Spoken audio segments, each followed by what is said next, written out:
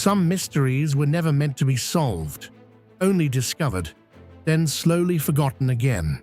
Across time, traces of ancient knowledge surface in fragments, patterns too precise to be accidental, structures too advanced for their supposed era, and symbols that seem to repeat across cultures that never met. It's as if something once connected these civilizations and then disappeared without a trace. The deeper we look, the more the past begins to feel unfamiliar, almost deliberate in what it hides. Not everything was lost by accident. Some things may have been left behind as clues or as warnings. And the unsettling question remains: are we uncovering history or retracing something we were never supposed to find? The Lambateco salt production site in the Oaxaca Valley of southern Mexico stands as one of the most intriguing examples of specialized industry in the ancient Zapotec world. Flourishing roughly between the 6th and 9th centuries CE, Lambateco was not simply a village that happened to produce salt as a side activity. Instead, archaeological evidence suggests it functioned as a highly organized production center devoted largely to the extraction and processing of one of the most essential resources of the ancient world: salt. In many ancient societies, salt was as valuable as precious metals. It preserved food, sustained trade networks, and played a role in ritual practices. Yet what makes Lambateco truly remarkable is not only the scale of its production, but the sophisticated technological system that allowed this community to transform mineral-rich brine into vast quantities of usable salt. Even today, certain aspects of this process continue to puzzle archaeologists and historians, especially the unusually efficient ceramic-based technology used to concentrate salt from brine. The story of Lambateco begins with its geological advantage. The site lies near natural saline springs that emerge from the ground carrying mineral-rich water. For ancient peoples, these springs represented a valuable opportunity. However, extracting usable salt from such sources required far more than simply collecting the water and waiting for it to evaporate. The Zapotec inhabitants of Lambateco developed a carefully organized system that combined water collection, ceramic engineering, and controlled heating and large-scale labor coordination. Excavations have uncovered extensive areas filled with fragments of specialized pottery vessels, ash deposits, hearth structures, and working spaces that appear to have functioned as production workshops. These discoveries reveal that Lambateco operated almost like an ancient industrial complex, where families or specialized groups may have worked continuously to produce salt for distribution throughout the Oaxaca Valley and beyond. At the heart of this entire system was a remarkably efficient technological solution: the concentration of brine through ceramic boiling vessels. This technique, as sometimes referred to by archaeologists as briquettage technology, involved heating salt water in specially designed ceramic containers until the water evaporated and crystallized salt remained. While the concept itself might seem simple, the technical details behind its successful execution are far from trivial. Boiling brine for long periods places extreme stress on containers. The vessels must endure repeated cycles of heating and cooling, exposure to salt crystals, and constant contact with mineral-rich liquid. In many early societies, pottery exposed to such conditions would quickly crack, warp, or disintegrate. Yet at Lambateco, archaeologists have found thousands of fragments from vessels that appear to have been surprisingly resilient. The ceramic containers used in Lambateco's salt production were carefully crafted with particular shapes and compositions that made them ideal for the task. Many of these vessels were wide and shallow, maximizing the surface area of the liquid so that evaporation could occur more efficiently. Others appear to have been optimized for placement directly above controlled hearths, where heat could be maintained for extended periods. What is particularly striking is the thinness of many vessel walls.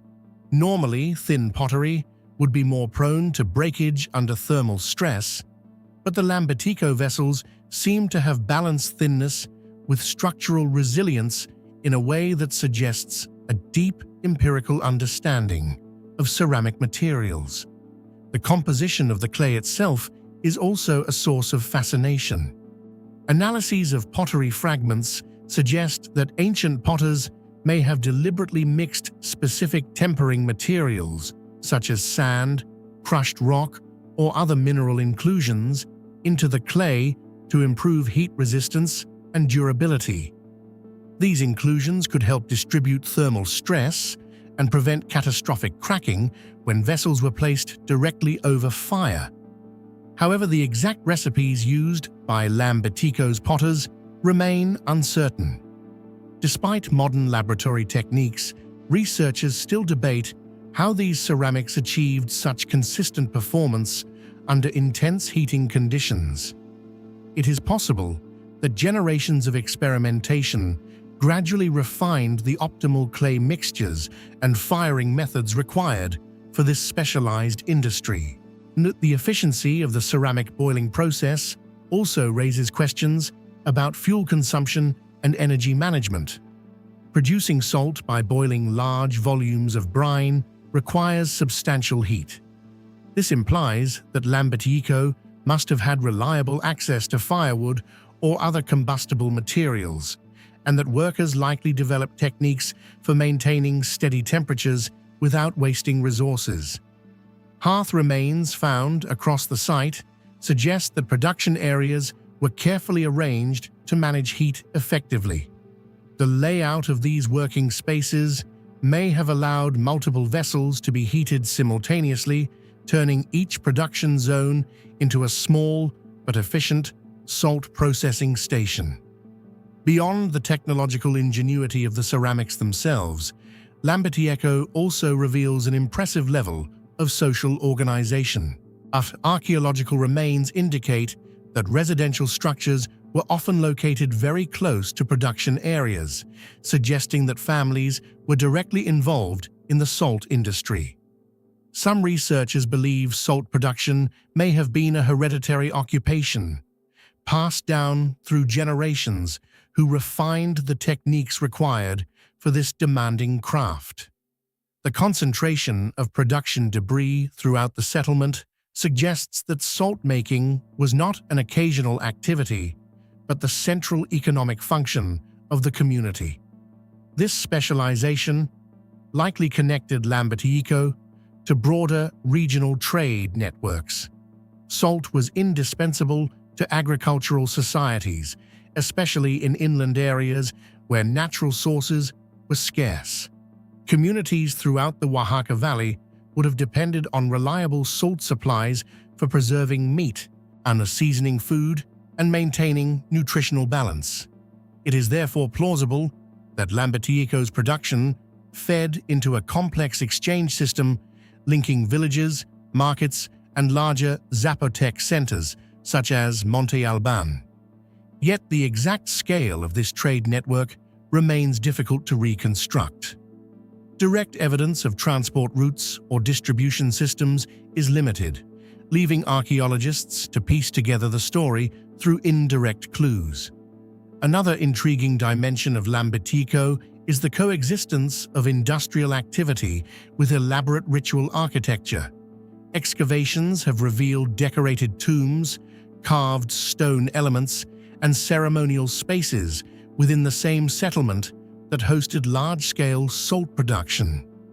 This raises the possibility that salt held symbolic or ritual significance in addition to its economic value.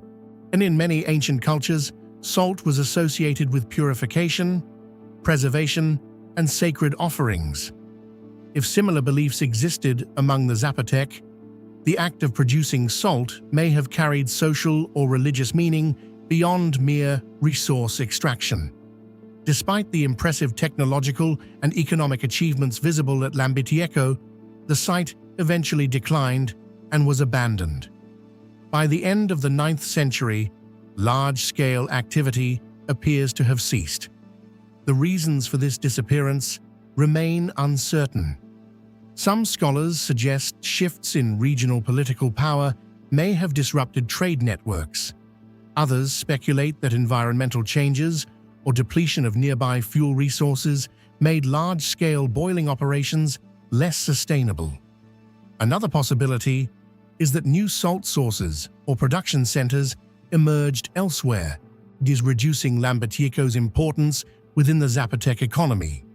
Yet none of these explanations fully accounts for the abrupt decline of such a specialized industrial community. Today, the Lambitieko salt production site demonstrates that technological innovation in the ancient world was not limited to metallurgy or monumental architecture. Here, the Zapotec people developed an efficient system to transform mineral-rich brine into a vital resource through specially designed ceramic vessels, controlled heating, and organized labor.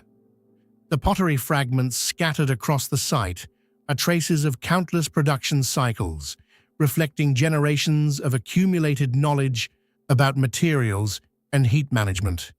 Even with modern scientific tools, the archaeologists still do not fully understand how Zapotec potters produced ceramics capable of withstanding such intense heat, leaving the technology of Lambitieko partly mysterious to this day. How do you think the ancient Zapotec people discovered the secret of creating such heat-resistant ceramic vessels? Share your thoughts in the comments below.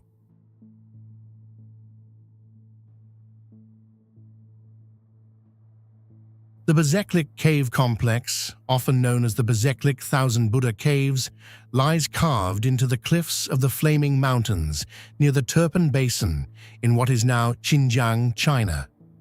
For centuries, this region stood along one of the most important arteries of the Silk Road, where merchants, monks, travelers, and entire cultures moved between east and west.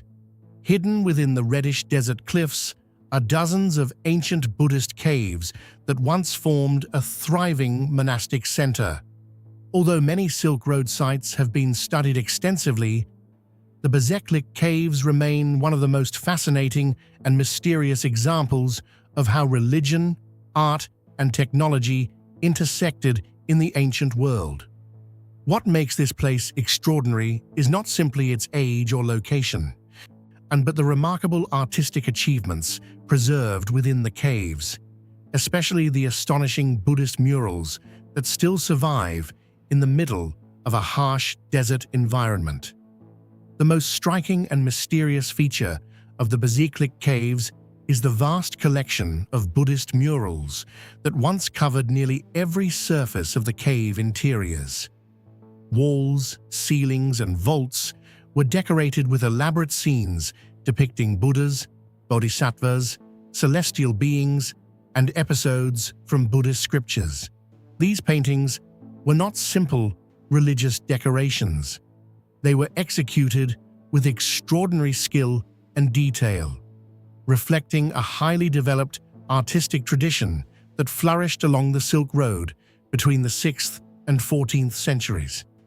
The murals portray intricate robes, delicate facial expressions, and complex narrative scenes filled with symbolic imagery. Even more remarkable is the fact that many of these colors have survived for over 1,000 years in an extremely dry desert climate. Brilliant reds, deep blues, and golden tones still appear vivid today, giving modern visitors a glimpse of the dazzling visual environment that ancient worshippers would have experienced when entering these sacred spaces. The preservation of these pigments remains one of the most intriguing aspects of the site. Researchers have discovered that many of the colors were created using finely ground mineral pigments, including compounds derived from copper, iron oxides, and other natural minerals.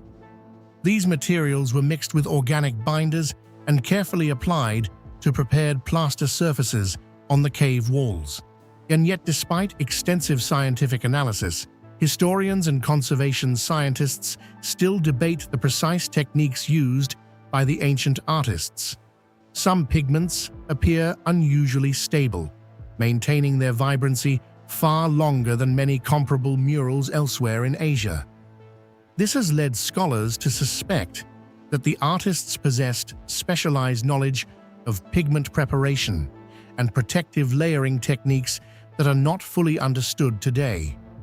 The fact that such sophisticated painting methods were employed in a remote desert monastery suggests that the Bezeklik complex was not an isolated outpost, but part of a much larger artistic and religious network stretching across Eurasia.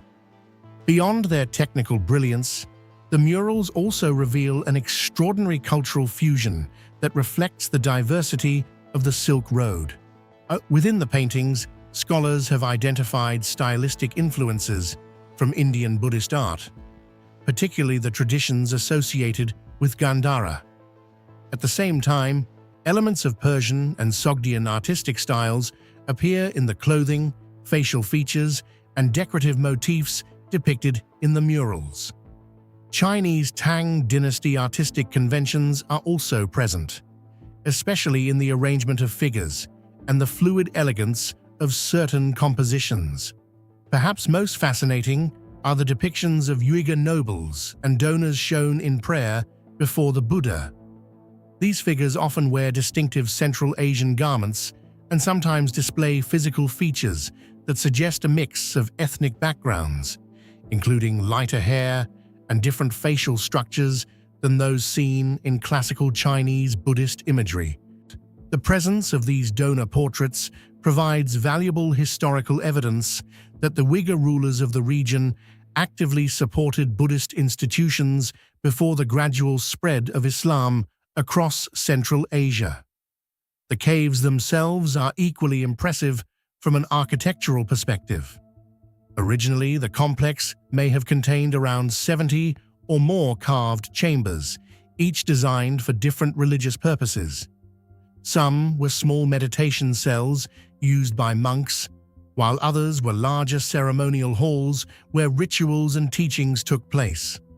Several caves feature a central pillar structure that allowed devotees to walk around it in a ritual practice known as circumambulation, an important aspect of Buddhist worship. Carving these spaces into the fragile sandstone cliffs required careful planning and skilled labor.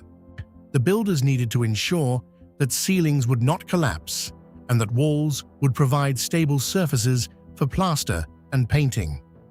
Despite the challenges of the desert environment, many of these chambers have survived for more than a millennium, demonstrating a surprising level of engineering knowledge and craftsmanship. Yet the history of the Bezeklik caves is also marked by destruction and loss.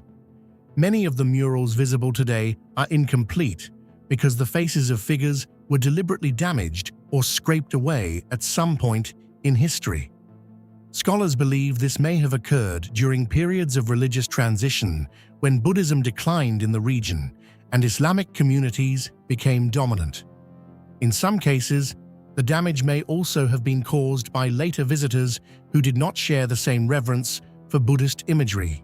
But adding to the tragedy, numerous murals were removed entirely during expeditions in the late 19th and early 20th centuries, when foreign explorers and archaeologists cut painted sections from the cave walls and transported them to museums in Europe and elsewhere.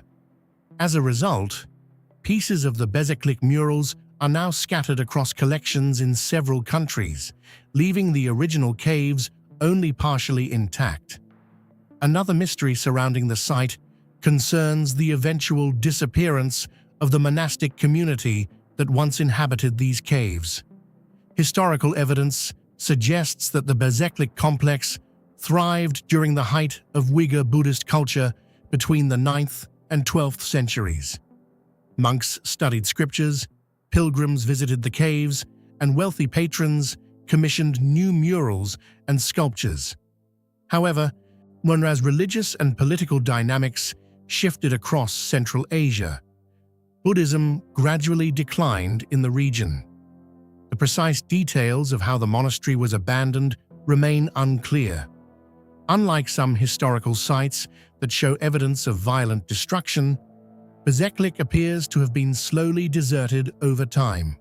The caves remained hidden in the desert landscape until modern explorers rediscovered them, revealing a silent archive of artistic and religious history preserved within the cliffs. Today, the Bezeklik Caves stand as one of the most remarkable surviving monuments of Silk Road civilization. They offer a rare window into a world where merchants, monks, and artists from many cultures interacted and shared ideas across vast distances. The murals, in particular, continue to captivate scholars because they embody both artistic beauty and technological sophistication. The enduring colors, the delicate brushwork, and the fusion of cultural influences all point to a sophisticated artistic tradition that flourished in one of the most unlikely environments imaginable. In the middle of a remote desert valley, far from the great imperial capitals of Asia, ancient artists created masterpieces that still challenge modern understanding of early painting technology. Ultimately, the Bezeklik Caves are more than a group of ancient religious chambers. They represent a meeting point of civilizations along the Silk Road. The mysteries of their pigments, artistic influences, and the disappearance of the monastery continue to spark debate among historians and archaeologists. Hannah reminding us that the ancient world was far more interconnected and advanced than we often imagine. How do you think the murals inside Bezeklik Cave were able to preserve their vivid colors for more than 1,000 years in such a harsh desert environment? Share your thoughts in the comments below. The site known today as Santa Rita Archaeological Site stands quietly near the modern town of Corozal in northern Belize, overlooking the calm waters of Chetumal Bay. At first glance, it may appear modest compared with the towering pyramids of famous Maya cities such as Chichen Itza or Tikal. Yet beneath its grassy mounds and partially reconstructed temples lies one of the most intriguing and mysterious centers of the late Maya world.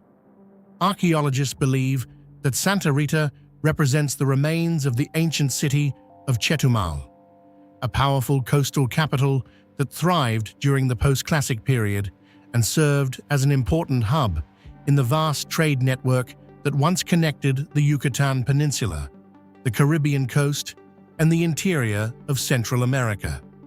From this strategic location, merchants, rulers, and travelers moved goods, ideas, and cultural influences across hundreds of kilometers of forest and sea. Obsidian blades from distant volcanic regions, jade ornaments carved from precious green stone, marine shells gathered from the Caribbean, cacao beans used as currency, and finely crafted ceramics all circulated through this city. The sheer complexity of this trade system raises an enduring question. How did Maya societies coordinate and maintain such a sophisticated economic network without metal tools, wheeled transport, or large domesticated animals? The logistics behind this system remain only partially understood, suggesting that the organizational capabilities of Maya merchants and rulers were far more advanced than previously assumed. Yes, yet the true mystery of Santa Rita lies not only in its role as a commercial crossroads, but also in the remarkable artistic and technological achievements uncovered within its temples. During excavations in the 20th century, archaeologists made an astonishing discovery inside one of the structures, a series of rare Maya murals preserved beneath layers of later construction. These paintings depict elaborate ritual scenes, noble figures dressed in ornate garments, and symbolic imagery connected to Maya mythology and political power. While murals are known from several Maya cities, surviving examples are extremely rare because the humid tropical climate usually destroys pigments and plaster over time. At Santa Rita, however, fragments of these paintings endured for centuries, astonishing researchers with their clarity and color. The vivid reds, blues, yellows, and blacks, still visible on the ancient plaster, hint at an artistic tradition that combined aesthetic sophistication with advanced material knowledge. The most fascinating aspect of these murals is the technology behind their pigments, particularly the mysterious and highly durable color known today as Maya blue pigment. This unique pigment is one of the most remarkable chemical achievements of ancient Mesoamerica. Unlike ordinary mineral paints that fade or dissolve over time, Maya blue is incredibly resistant to humidity, acids, and environmental degradation. Even after centuries buried in tropical soil, the color can remain strikingly vibrant. Modern scientific analysis has revealed that Maya blue is not a simple dye, but a complex compound created by combining organic indigo dye extracted from plants with a rare clay mineral known as palygorskite.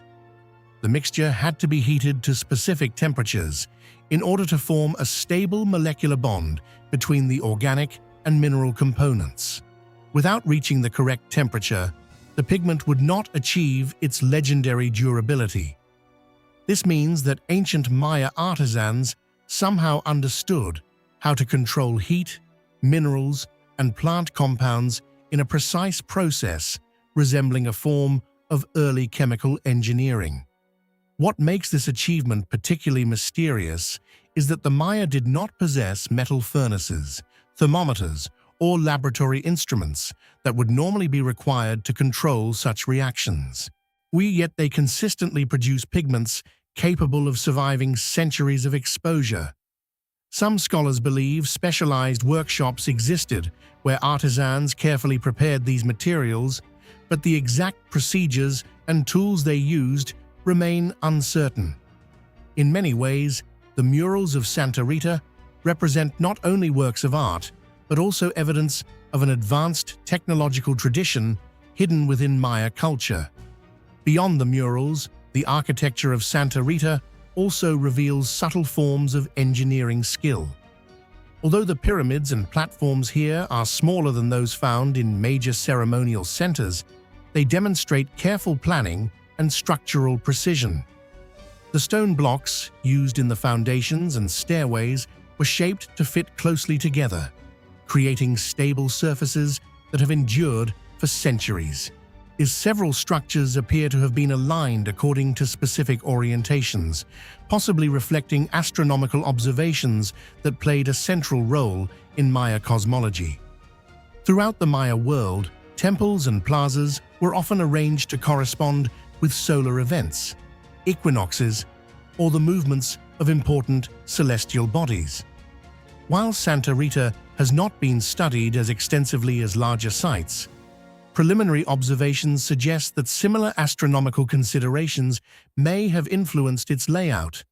If this is true, it would indicate that even a relatively small coastal city maintained the sophisticated observational traditions that defined Maya scientific culture. Another intriguing aspect of Santa Rita is the way its buildings were constructed in successive layers. Archaeological excavations have revealed that later temples were frequently built directly on top of earlier ones, creating a vertical record of the city's history. Each generation of rulers appears to have expanded or rebuilt the sacred structures, sometimes completely encasing older temples within new outer shells. This practice preserved earlier buildings, while simultaneously transforming them into the foundations of new monuments. Such construction required careful planning, because the builders needed to ensure that the older structures could support the weight of additional layers. How Maya architects calculated the stability of these massive stone platforms without modern engineering tools remains uncertain. The hidden layers beneath Santa Rita's temples therefore serve as both historical archives and engineering puzzles. Despite its achievements, the city's final fate remains mysterious.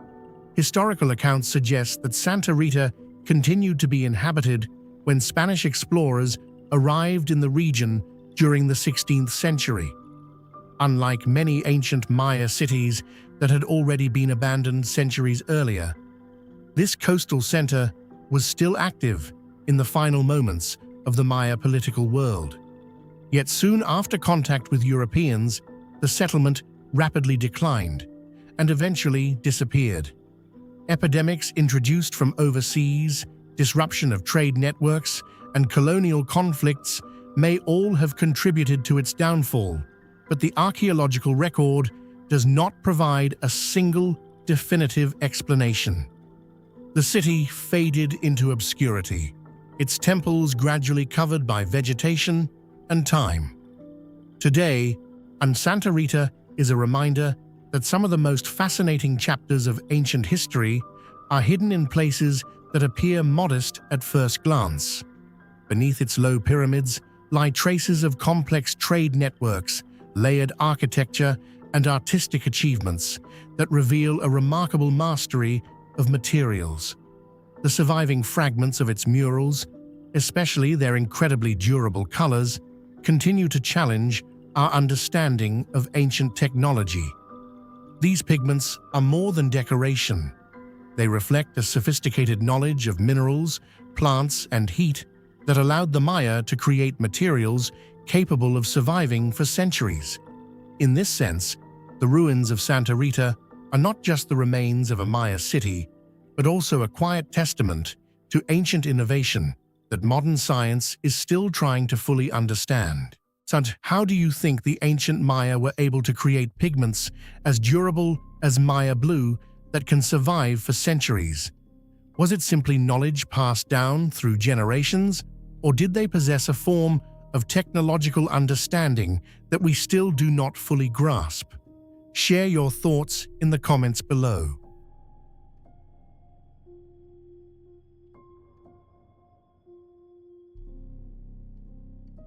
The Bingling Thousand Buddha Caves rise dramatically along steep cliffs beside the Yellow River in China's Gansu province, forming one of the most visually striking and historically complex Buddhist cave sanctuaries in Asia.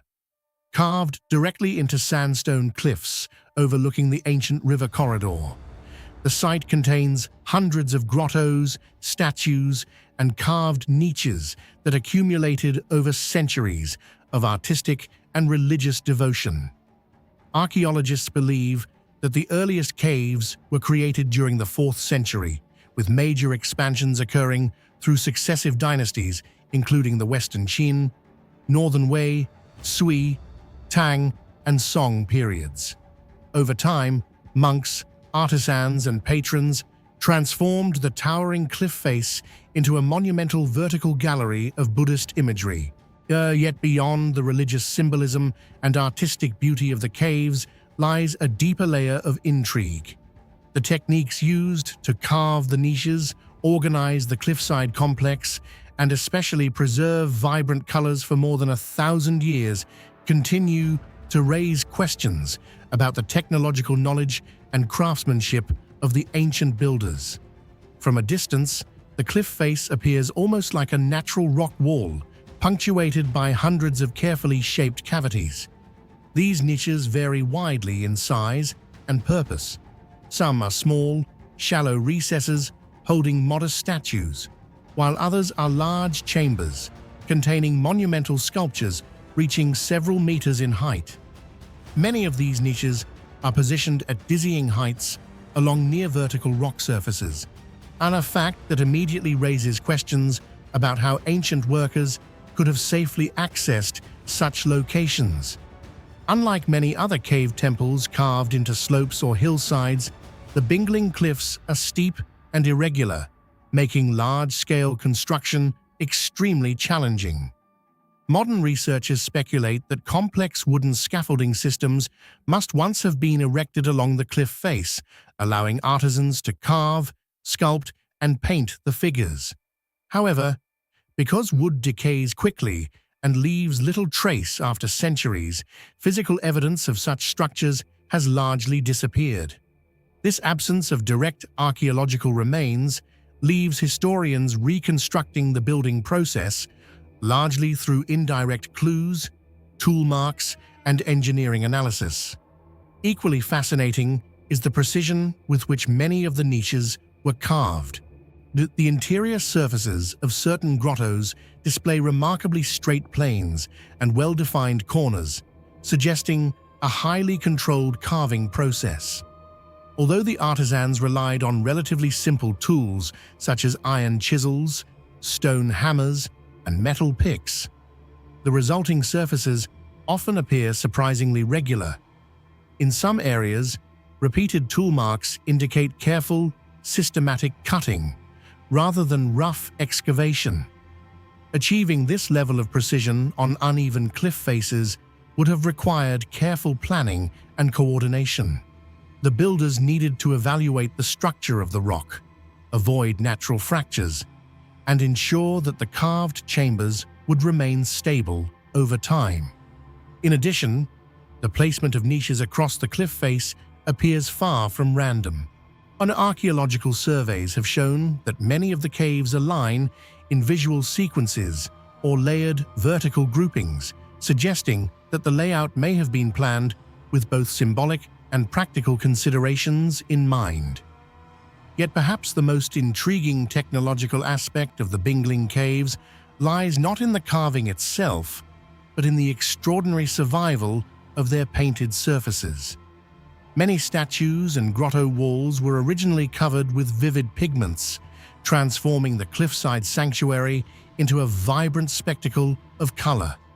Even today, traces of red, blue, green, and gold can still be seen on certain sculptures despite the passage of more than a millennium. The survival of these pigments is remarkable given the harsh environmental conditions of the region. The caves have been exposed to fluctuations in temperature, wind erosion, humidity changes, and occasional flooding from the nearby river reservoir. Under such conditions, painted surfaces would normally deteriorate rapidly, yet in Bingling, many pigments remain visible, raising questions about the materials and techniques used by the original artists.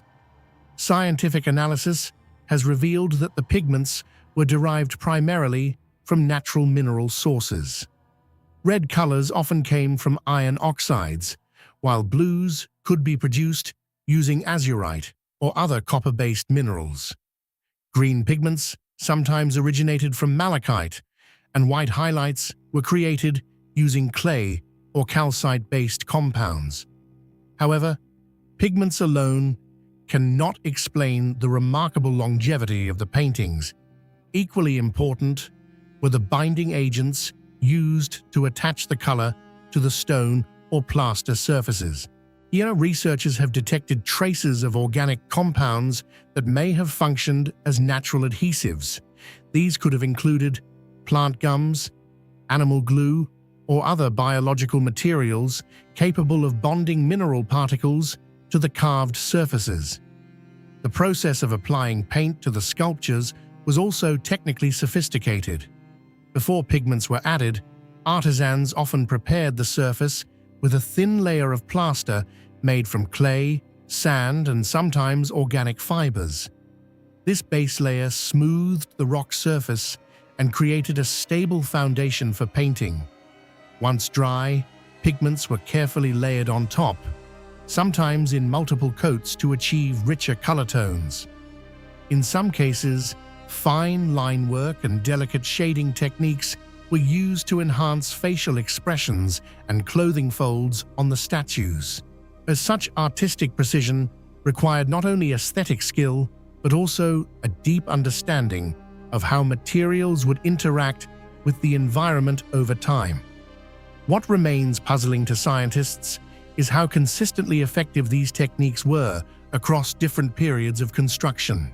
Some caves built centuries apart still show pigments that survived with surprising clarity, suggesting that knowledge about pigment preparation and application was transmitted across generations of artisans. Yet written records describing these painting methods are extremely rare. Much of what researchers know today comes from chemical analysis of microscopic pigment samples rather than historical texts. This leaves many questions unanswered. Did artisans follow standardized formulas for pigment mixtures and adhesives? And were certain workshops responsible for maintaining specialized knowledge about painting techniques? Or did regional traditions gradually refine these methods through trial and experience? The placement of paintings within the caves may also have contributed to their preservation. Many of the most colorful sculptures are located deep within niches or grotto chambers, where direct sunlight rarely reaches the surface. Reduced exposure to ultraviolet radiation would have slowed pigment degradation over time. In addition, the surrounding rock may have created relatively stable microclimates that protected the painted surfaces from extreme environmental changes. Even so, the survival of pigments for more than 1,000 years remains an impressive achievement considering the technological limitations of the time. Today, the Bingling Thousand Buddha Caves continue to attract archaeologists, conservation scientists, and historians seeking to understand the full story behind their construction. Modern technologies such as 3D laser scanning, digital imaging, and chemical spectroscopy are helping researchers document the caves in unprecedented detail. These tools reveal subtle tool marks, pigment residues, and structural features that were previously difficult to study. Yet even with these advanced methods, the site retains an air of mystery. The artisans who carved and painted the Bingling Caves left behind no detailed manuals explaining their techniques. Instead, their knowledge survives only in the physical traces embedded within the rock itself. Standing before the towering cliff face today, it is hard not to wonder about the generations of craftsmen who transformed a remote sandstone wall into a monumental sanctuary of art and faith. Their work demanded engineering skill, artistic vision, and extraordinary patience. The colors that still remain on many statues reveal a surprisingly advanced understanding of materials and preservation long before modern chemistry. In this way, the Bingling Thousand Buddha Cave niches stand not only as a spiritual monument, but also as a powerful testament to the ingenuity of ancient artisans whose techniques continue to intrigue researchers more than 1,000 years later. How do you think ancient artisans were able to create paint layers that could survive for more than 1,000 years under such harsh natural conditions? Share your thoughts or theories in the comments below. Hidden deep within the dense rainforests of the Upper Xingu region in present-day Brazil lies one of the most surprising archaeological discoveries ever made in the Amazon: the ancient settlement network known as Kuhikugu. For centuries, the dominant belief among historians and anthropologists was that the Amazon rainforest could not sustain large, complex civilizations. The soils were thought to be too poor for agriculture, the environment too harsh, and the ecosystem too fragile to support permanent urban societies. Yet the discovery of Kuhikugu overturned many of these long-held assumptions. What archaeologists uncovered was not a small village or temporary camp, but a vast network of interconnected settlements that once formed a sophisticated and highly organized landscape engineered by human hands. At its peak, Kuhikugu appears to have been part of a regional system of large towns linked by wide roads, defensive earthworks, and carefully planned spatial layouts, suggesting the presence of a thriving society that flourished centuries before European contact. The settlements of Kuhikugu were not randomly placed within the forest. Instead, they followed a deliberate and highly structured design. Many of the ancient towns were circular or square in shape, surrounded by large ditches and earthen walls that may have served defensive, ceremonial, or symbolic purposes. In several locations, archaeologists have identified central plazas that functioned as communal gathering spaces, with residential areas arranged in patterns radiating outward from the center. Even more astonishing are the roads connecting these settlements. In some of these ancient roads were up to 40 meters wide and ran in remarkably straight lines across the landscape, linking major population centers over distances of several kilometers. Constructing such infrastructure within a dense tropical forest would have required careful planning, coordinated labor, and a deep understanding of the surrounding environment. The geometric precision of these earthworks suggests that the builders possessed a sophisticated knowledge of spatial organization that challenges traditional views of pre-Columbian Amazonian societies as small and loosely organized tribal communities. Yet perhaps the most extraordinary mystery surrounding Cuhikugu is not its roads, plazas, or defensive earthworks, but the remarkable agricultural system that allowed such a large population to survive in a region once thought incapable of sustaining intensive farming. The key to this puzzle lies in a unique type of soil known as terra preta, or black earth, one of the most fascinating and enigmatic technological achievements of ancient Amazonian peoples. Unlike the naturally occurring soils of the Amazon, which are typically acidic and low in nutrients, terra preta is incredibly fertile and capable of maintaining its productivity for centuries.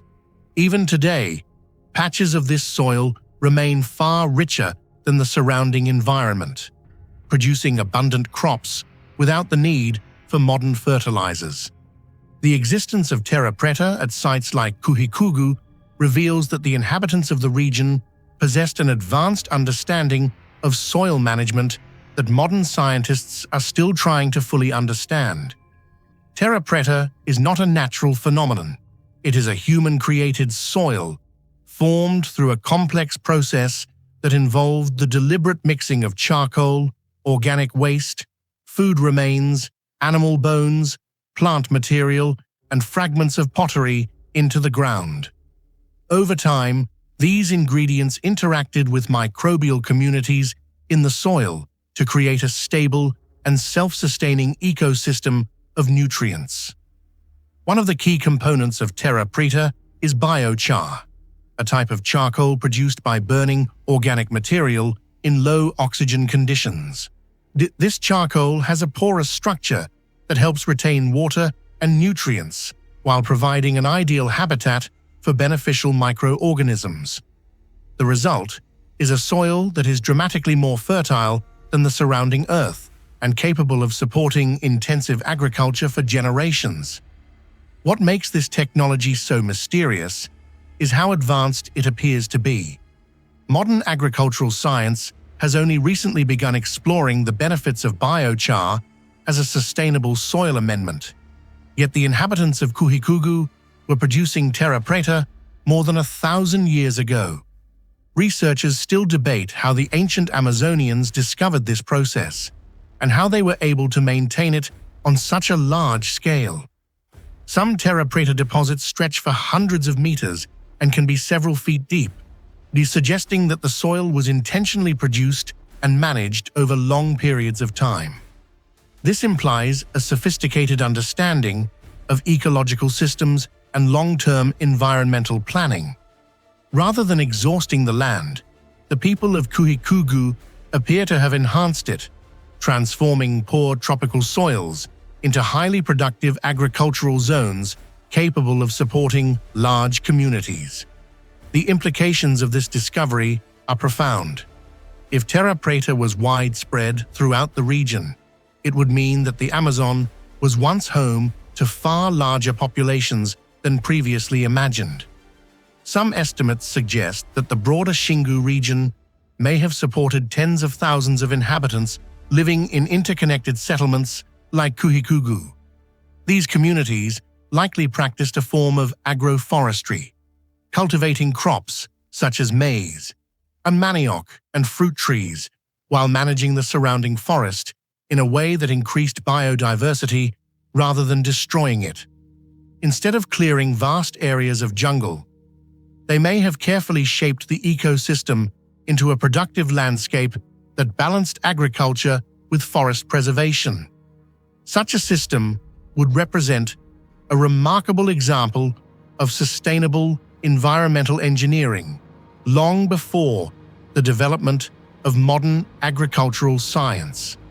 Despite these breakthroughs in understanding, many questions remain unanswered.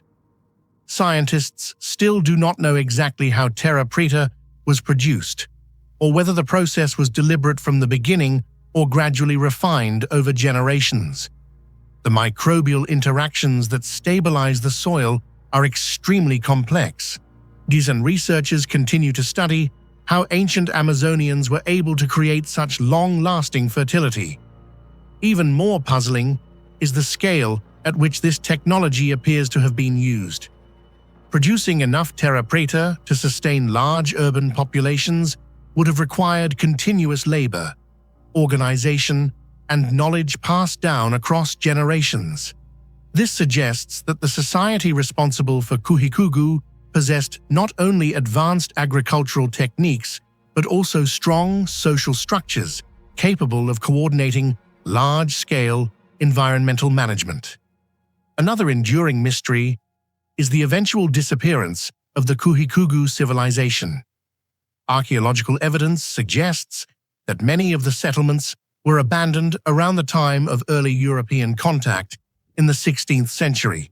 So some researchers believe that diseases introduced by Europeans may have devastated indigenous populations long before direct contact occurred, spreading through trade networks and causing widespread societal collapse. Others propose that shifts in climate, political instability, or changes in trade relationships could have contributed to the decline of these communities. Whatever the cause, the once thriving network of towns gradually disappeared, leaving behind only the faint outlines of earthworks hidden beneath the forest canopy. Today, the rediscovery of Kuhikugu is changing how we understand the history of the Amazon. Rather than being an untouched wilderness inhabited only by small, scattered tribes, the region may once have been home to complex societies that knew how to manage their environment with remarkable sophistication. The mystery of terra preta shows that ancient people possessed extraordinary ecological knowledge, allowing them to transform a difficult landscape into a sustainable homeland. Kuhikugu therefore stands as a reminder that knowledge from the past may offer important insights for solving the environmental challenges of the modern world. Where are you watching this video from, and what time of day is it for you? Share your location and time in the comments below.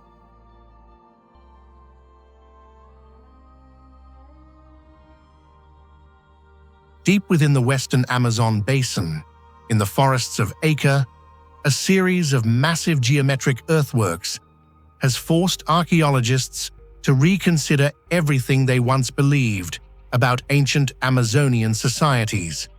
Known today as the Acre geoglyph circular ditches, these enormous shapes, circles, squares, octagons, and rectangles carved directly into the earth, remained hidden beneath dense jungle vegetation for centuries.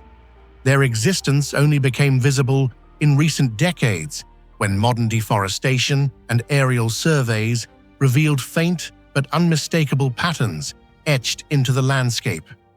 From above, they appear as perfectly organized geometric figures stretching across vast clearings in the forest.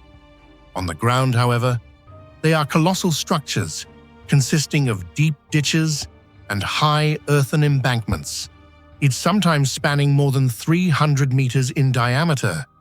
What makes these constructions extraordinary is not only their scale, but their precision. The people who built them, more than 2,000 years ago, appear to have achieved a level of geometric accuracy that continues to puzzle modern researchers. The most striking mystery surrounding the Acre geoglyphs lies in their almost perfectly executed geometry. Many of the structures form circles so symmetrical that they seem as though they were designed using modern surveying tools. Others take the form of sharp-cornered squares or polygons whose sides extend in remarkably straight lines. The ditches themselves are typically between 2 and 3 meters deep and may reach 10 meters in width. All while the earth removed during excavation was piled along the edges to form raised banks. From the air, the outlines of these earthworks reveal shapes that are astonishingly regular, often appearing as if they were drawn with a giant compass across the forest floor. In several cases, multiple geometric shapes are aligned within the same complex, connected by straight pathways or causeways that extend across the landscape. Such consistency raises a fundamental question. How did ancient Amazonian builders achieve this degree of geometric control without metal surveying instruments, advanced measuring devices, or written architectural plans? Archaeologists have attempted to reconstruct possible methods that could have produced these shapes. One theory suggests that builders may have used simple but effective geometric techniques involving wooden stakes, ropes, and central pivot points to trace large circles on the ground. By anchoring a rope to a central post and rotating it outward, they could theoretically mark a circular perimeter with surprising accuracy. Yet even this explanation leaves many uncertainties. Some geoglyphs maintain symmetrical proportions over hundreds of meters, which would require careful measurement and repeated corrections during construction. Maintaining such precision in the uneven terrain of the Amazon, where dense vegetation, tree roots, and seasonal flooding complicate excavation, would have demanded both planning and coordination on a remarkable scale. Moreover, the fact that similar geometric standards appear across dozens of different sites suggests that these methods were widely understood and systematically applied. The scale of labor required to construct a single geoglyph also deepens the mystery. Excavating one circular ditch could involve the removal of tens of thousands of cubic meters of soil. Without metal tools or draft animals, the work would have depended entirely on human labor using wooden spades, digging sticks, or stone implements. Estimates suggest that completing even a single large earthwork might have required thousands of hours of coordinated effort. This implies the presence of organized communities capable of mobilizing and sustaining large workforces. Such a scenario challenges older assumptions that ancient Amazonian populations were small, scattered groups of hunter-gatherers with minimal social complexity. Instead, the geoglyphs hint at societies capable of long-term planning, large-scale engineering, and cooperative construction projects spanning generations. Another remarkable feature of the Acre geoglyphs is their geographic distribution.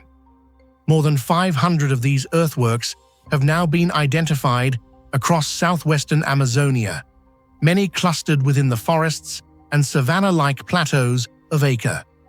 Some are isolated monuments, while others form part of larger networks where geometric enclosures are connected by long straight roads cut through the terrain. These roads can stretch for hundreds of meters, linking one earthwork to another in patterns that suggest deliberate landscape planning. In certain cases, the alignment of structures appears to follow cardinal directions, raising the possibility that their builders incorporated astronomical observations or cosmological symbolism into their design. Yet definitive proof of such alignments remains elusive. leaving researchers uncertain whether the geometry reflects practical planning, ritual symbolism, or a combination of both. Despite decades of investigation, the purpose of these enormous geometric enclosures remains one of the greatest unresolved questions. Unlike ancient cities or settlements, the interiors of most geoglyphs contain relatively few traces of permanent habitation. Archaeologists have found fragments of pottery, charcoal, and occasional artifacts within the ditches or surrounding soil, indicating that human activity occurred there. However, the evidence does not clearly support the idea of long-term residential occupation. Instead, many scholars believe the geoglyphs functioned as ceremonial or gathering spaces where communities assembled for rituals, social events, or seasonal festivals. The wide-open interiors and imposing earthen walls may have created dramatic visual environments designed to host communal gatherings. Yet even this interpretation cannot fully explain the diversity of shapes or the enormous effort invested in constructing them. Equally intriguing is the environmental context in which the geoglyphs were built. The Amazon rainforest is often imagined as an untouched wilderness, but growing evidence suggests that ancient populations actively shaped the landscape, and constructing these earthworks would have required clearing large sections of forest and maintaining them over long periods to prevent vegetation from reclaiming the site. This implies a deep understanding of soil management, erosion control, and water drainage in a region characterized by heavy rainfall and dense plant growth. Some researchers believe the builders may also have practiced forms of agroforestry or soil enrichment similar to the famous terra preta soils found elsewhere in Amazonia. Although direct connections between these technologies and the geoglyphs remain under investigation. Perhaps the most haunting mystery surrounding the Acre geoglyphs is the disappearance of the people who built them. By the time European explorers entered the Amazon centuries later, and these monumental constructions had already been abandoned and swallowed by the forest. No written records describe their creators, and oral traditions that might have preserved their memory appear to have faded long before modern archaeology began investigating the region. The reasons for their decline remain uncertain. Some scholars propose environmental changes, shifting river systems, or gradual migration as possible explanations.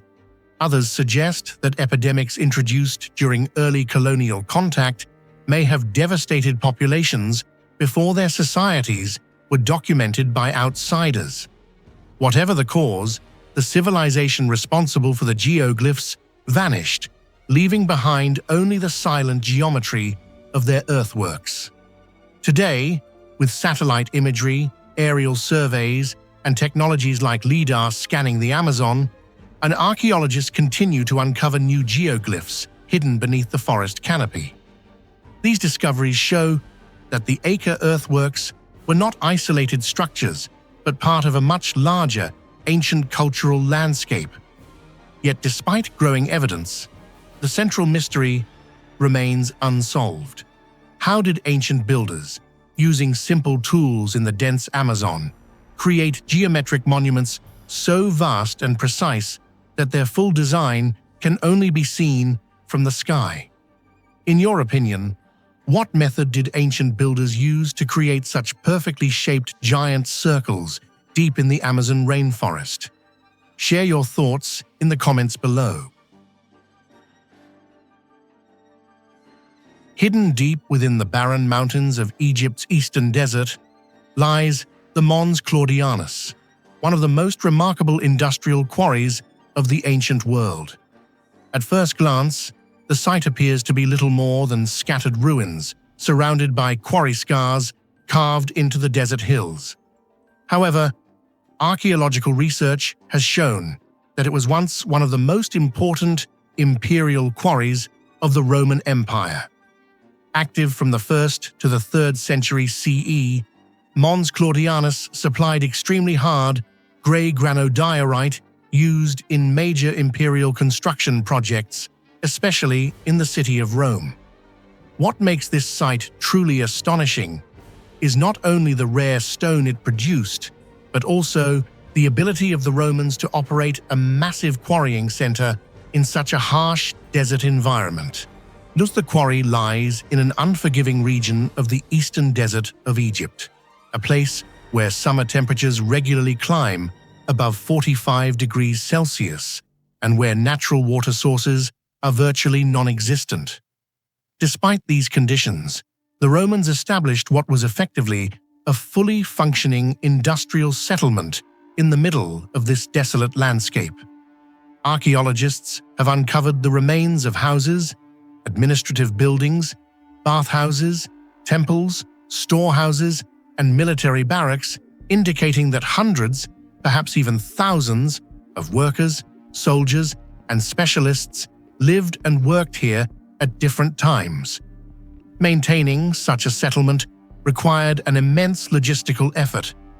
Supplies had to be transported across vast desert routes from the Nile Valley, including food, tools, and most critically, water. Evidence suggests that caravans of donkeys regularly traveled between the Nile and the quarry, bringing provisions that allowed this remote outpost to function for centuries. Even with these supply routes, however, the survival of a large workforce in such a hostile environment remains one of the site's enduring mysteries.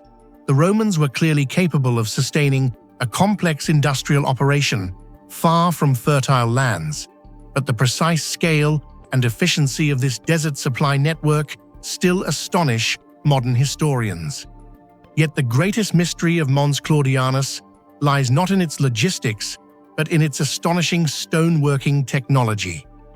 The granodiorite quarried here is an extremely hard igneous rock, comparable in strength to granite and notoriously difficult to shape even with modern equipment. Despite this, the Roman quarry workers were able to extract enormous blocks of stone with remarkable precision using tools that appear, at least on the surface, deceptively simple. Archaeological evidence suggests that the primary tools available were iron chisels, heavy hammers, metal wedges, and occasionally wooden wedges that could be expanded with water. At first glance, these tools seem inadequate for the task, yet the quarry faces at Mons Claudianus tell a very different story. Across the exposed rock surfaces, archaeologists have documented long, carefully aligned rows of wedge holes carved into the stone. These holes were placed with extraordinary accuracy, forming straight lines that controlled exactly where the rock would fracture. By inserting wedges and applying controlled force, the quarry workers could detach massive blocks from the bedrock with surprising efficiency. The precision of these techniques becomes even more astonishing when examining the partially finished columns discovered at the site. Some of these columns measure more than 15 meters in length and were carved almost entirely from single pieces of stone. The shaping process appears to have begun directly in the quarry itself, where workers roughly sculpted the cylindrical forms before transport. The surfaces of these unfinished columns reveal subtle tool marks that demonstrate a highly systematic approach to stone removal. Instead of random hammering, the quarry workers followed consistent patterns that allowed them to gradually reduce the stone into smooth, symmetrical shapes. And modern stoneworkers have studied these marks and concluded that the process required not only physical strength, but also a deep understanding of the structural properties of the rock. One wrong strike could potentially fracture the entire column, rendering weeks of labor useless. Yet the surviving evidence suggests that such catastrophic failures were surprisingly rare. This raises a fascinating question. How did Roman quarry workers achieve such accuracy with relatively simple tools? One possibility is that the craftsmen operating at Mons Claudianus were highly specialized experts trained over many years. Stone quarrying in the Roman Empire was a skilled profession, and imperial quarries likely employed some of the most experienced workers available. And another factor may have been the use of carefully planned extraction techniques developed through generations of experimentation. By observing how the rock naturally fractured and by placing wedge holes in strategic positions, workers could harness the internal stresses of the stone to split it along predictable lines. In effect, they were not simply cutting the rock, they were persuading it to break exactly where they wanted. This sophisticated understanding of stone behavior suggests a level of empirical engineering knowledge that rarely receives enough recognition in discussions of ancient technology. Once extracted, the enormous stone blocks faced another extraordinary challenge: transportation. Some of the columns produced at Mons Claudianus weighed more than 100 tons. And moving such massive objects across rugged desert terrain would have been a daunting task, even for modern machinery. Yet the Romans managed to transport these blocks over distances of more than 100 kilometers to the Nile River. The most widely accepted theory suggests that the stones were placed on large wooden sledges and dragged by teams of workers and animals along specially prepared desert roads. Archaeological surveys have identified sections of these ancient routes, along with small forts and way stations that likely supported the transport operations. After reaching the Nile, the columns could be loaded onto barges and floated downstream to major ports such as Alexandria, before being shipped across the Mediterranean to Rome. The sheer scale of this logistical chain demonstrates the incredible organizational power of the Roman state, which was capable of coordinating quarry workers, desert caravans, river transport, and maritime shipping as part of a single, integrated system. Equally remarkable is the water management infrastructure that supported life at Mons Claudianus. Since natural springs were absent in the area, the Romans constructed large cisterns to store water transported from distant sources or collected during rare desert rains. These reservoirs were carefully built to minimize evaporation and contamination, ensuring that precious supplies could last as long as possible. The existence of bathhouses within the settlement suggests that water availability, while limited, was sufficient to maintain aspects of Roman daily life even in this extreme environment. Such engineering solutions reveal the adaptability of Roman technology when confronted with harsh geographical challenges. Another unique feature of the site is the discovery of hundreds of papyrus fragments preserved in the dry desert climate. These documents provide rare insights into the everyday functioning of the quarry settlement. They include administrative records, supply lists, personal letters, and official reports sent between quarry officials and Roman authorities. Through these texts, archaeologists have gained an unusually detailed picture of life at Mons Claudianus, from the organization of work crews to the distribution of food rations.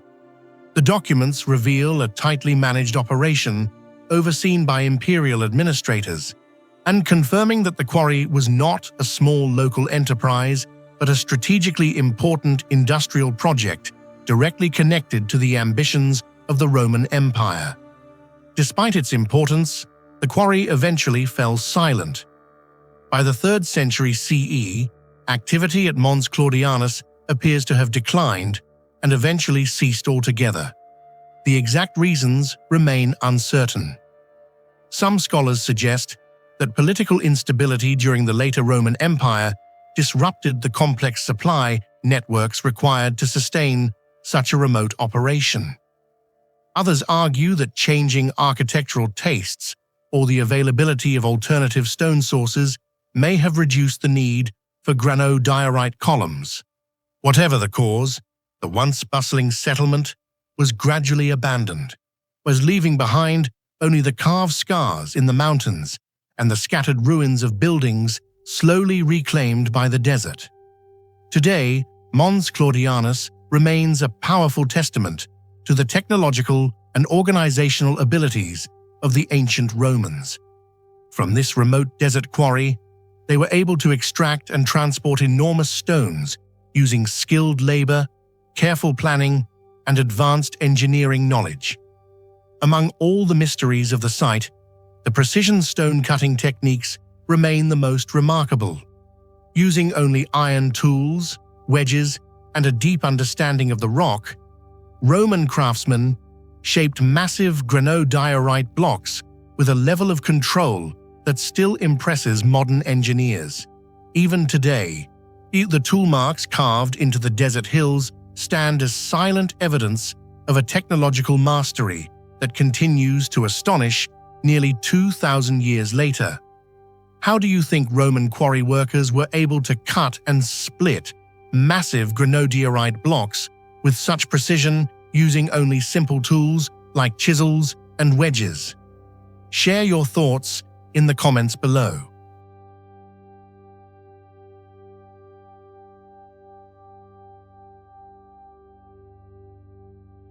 The Xochicalco Temple, more precisely known as the Temple of the Feathered Serpent at Xochicalco, stands among the most intriguing monuments of ancient Mesoamerica. Located within the fortified hilltop city of Xochicalco in present-day Mexico, the temple emerged during a turbulent era of regional transformation between the 7th and 9th centuries CE, shortly after the decline of the powerful city of Teotihuacan. At a time when political structures across central Mexico were collapsing or reorganizing, Xochicalco rose as a new cultural and intellectual center. Within this city, the Temple of the Feathered Serpent became both an architectural focal point and a symbolic statement about knowledge, power, and cosmic order. Even today, the monument continues to puzzle archaeologists because its art, symbolism, and scientific sophistication suggest a level of intellectual coordination that is still not fully understood. One of the first aspects that makes the temple remarkable is its extraordinary system of carved stone reliefs. Unlike many pyramidal temples of the region, whose surfaces were once covered with plaster and paint, the Xochicalco temple is decorated with intricate stone carvings embedded directly into the structure. These reliefs depict the powerful Mesoamerican deity Quetzalcoatl, the legendary feathered serpent, associated with knowledge, wind, and cosmic balance. Massive serpentine bodies coil across the temple walls, their feathered forms elegantly carved into stone panels that wrap around the structure. Inside these serpentine frames appear seated human figures, and each portrayed in a cross-legged posture while wearing elaborate headdresses and garments. Archaeologists have long noticed that these figures do not share identical clothing or stylistic features. Instead, their attire seems to represent different cultural traditions from across Mesoamerica. Some resemble artistic styles known from central Mexican regions, while others echo motifs found in distant civilizations such as the Maya or Zapotec cultures. This unusual diversity has led scholars to speculate that the temple reliefs may depict representatives from multiple regions gathered together for a specific purpose. Adding to the mystery are the numerous glyph-like symbols carved beside these figures. These signs resemble calendrical or astronomical symbols rather than purely decorative motifs. Yes, because ancient Mesoamerican societies maintained complex calendar systems that governed ritual life, agriculture, and political ceremonies, these glyphs may record important observations of celestial cycles. Some researchers have therefore suggested that the temple's carvings might commemorate a gathering of astronomer priests from different regions, perhaps a moment when knowledge of calendars and planetary cycles was shared or standardized. Although definitive proof of such a meeting has never been discovered, the possibility highlights how unusual the imagery at Xochicalco truly is. Few other ancient temples depict such a diverse collection of individuals accompanied by symbols that appear tied to astronomical knowledge. The precision and craftsmanship of the reliefs also raise intriguing questions about ancient technology. The volcanic stone used in the temple is extremely durable, yet the carvings display delicate details including feather patterns, facial expressions, and symbolic inscriptions. Achieving such clarity required not only skilled artisans, but also a highly organized construction process.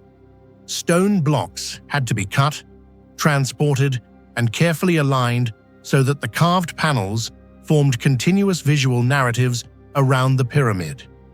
This suggests that the builders possessed advanced architectural planning and specialized artistic workshops capable of coordinating large-scale decorative programs. The temple therefore stands as a testament to both the artistic sophistication and technical capabilities of the civilization that created it. However, perhaps the most astonishing aspect of the Xochicalco temple lies not in its carvings, but in the broader scientific environment of the city surrounding it. Xochicalco is home to one of the most remarkable astronomical observatories discovered in ancient Mesoamerica. Hidden within the bedrock beneath the city is a carefully engineered underground chamber connected to the surface by a narrow vertical shaft. At first glance, this feature appears simple, yet its purpose reveals an extraordinary level of astronomical understanding. On specific days of the year, sunlight passes directly through the shaft and illuminates the interior chamber with striking accuracy. The beam of light descends like a glowing column, forming a bright circle on the floor of the chamber below. This phenomenon occurs during the solar zenith passages typical of tropical latitudes, moments when the sun stands directly overhead and casts no shadow at noon. The ability to predict these moments required generations of systematic sky observation. Ancient astronomers would have needed to track the sun's annual movement across the sky and record its changing position along the horizon. By carefully aligning the shaft with these observations, the builders created a natural instrument capable of marking precise solar events. When sunlight entered the chamber, observers could determine the exact moment of zenith passage, which was crucial for understanding seasonal cycles. In agricultural societies dependent on rainfall patterns, predicting the arrival of the rainy season could determine the success or failure of entire harvests. The observatory at Xochicalco therefore functioned not merely as a scientific curiosity, but as an essential tool for managing agriculture, ritual calendars, and political ceremonies tied to seasonal change. What makes this achievement especially mysterious is the apparent accuracy of the design. Modern measurements have shown that the shaft is aligned in such a way that sunlight penetrates the chamber only during specific periods around the zenith passage, producing dramatic shafts of light that move across the interior walls as the sun shifts position. Creating this effect required an understanding of solar angles and geographic latitude that many historians once believed impossible for ancient civilizations without advanced instruments. But yet the architects of Xochicalco managed to construct a functioning astronomical device using only stone, geometry, and centuries of accumulated observational knowledge. The relationship between this observatory and the Temple of the Feathered Serpent may not be accidental. In Mesoamerican belief systems, the feathered serpent deity symbolized wisdom, cosmic order, and the transmission of sacred knowledge. By placing a temple dedicated to this figure within a city containing one of the region's most sophisticated observatories, the builders may have been expressing a deeper philosophical idea that the heavens and human society were connected through knowledge of celestial cycles.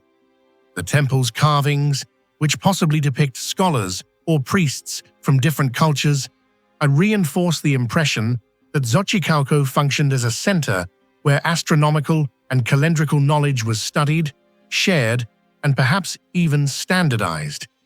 Beyond the temple and observatory, the city itself reveals an astonishing level of engineering. Xochicalco was constructed on top of a large hill that was extensively reshaped to create terraces, plazas, and defensive walls.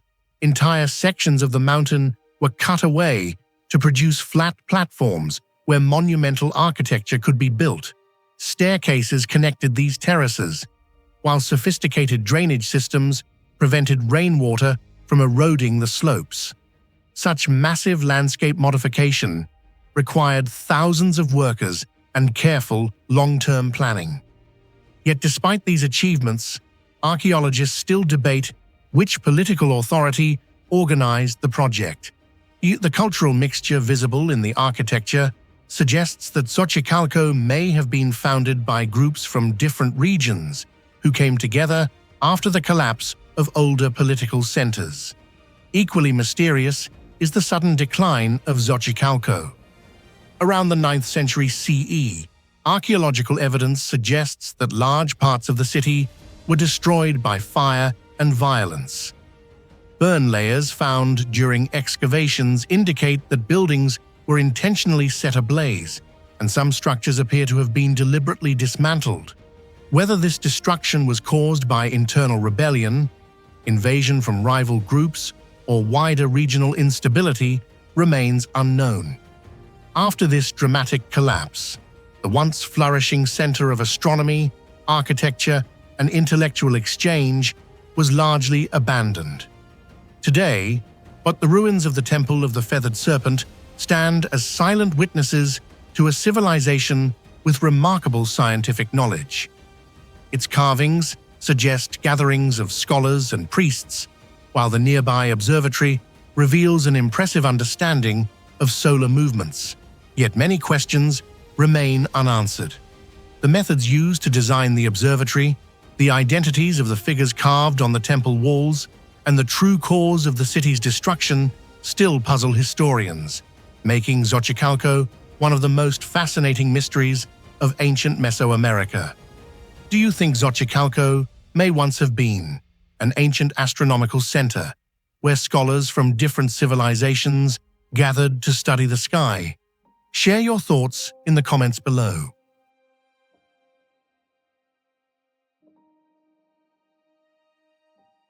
High on a barren plateau in the southern Sinai Peninsula lies one of the most unusual industrial and religious landscapes of the ancient Egyptian world, Serabit el-Qadim. Unlike the monumental temples and bustling cities along the fertile banks of the Nile, this site sits in a harsh and isolated desert environment where survival itself is difficult.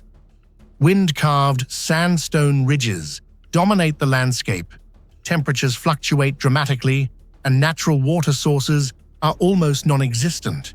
Yet more than 3,500 years ago, Egyptian expeditions repeatedly traveled across hundreds of kilometers of unforgiving desert to reach this remote plateau.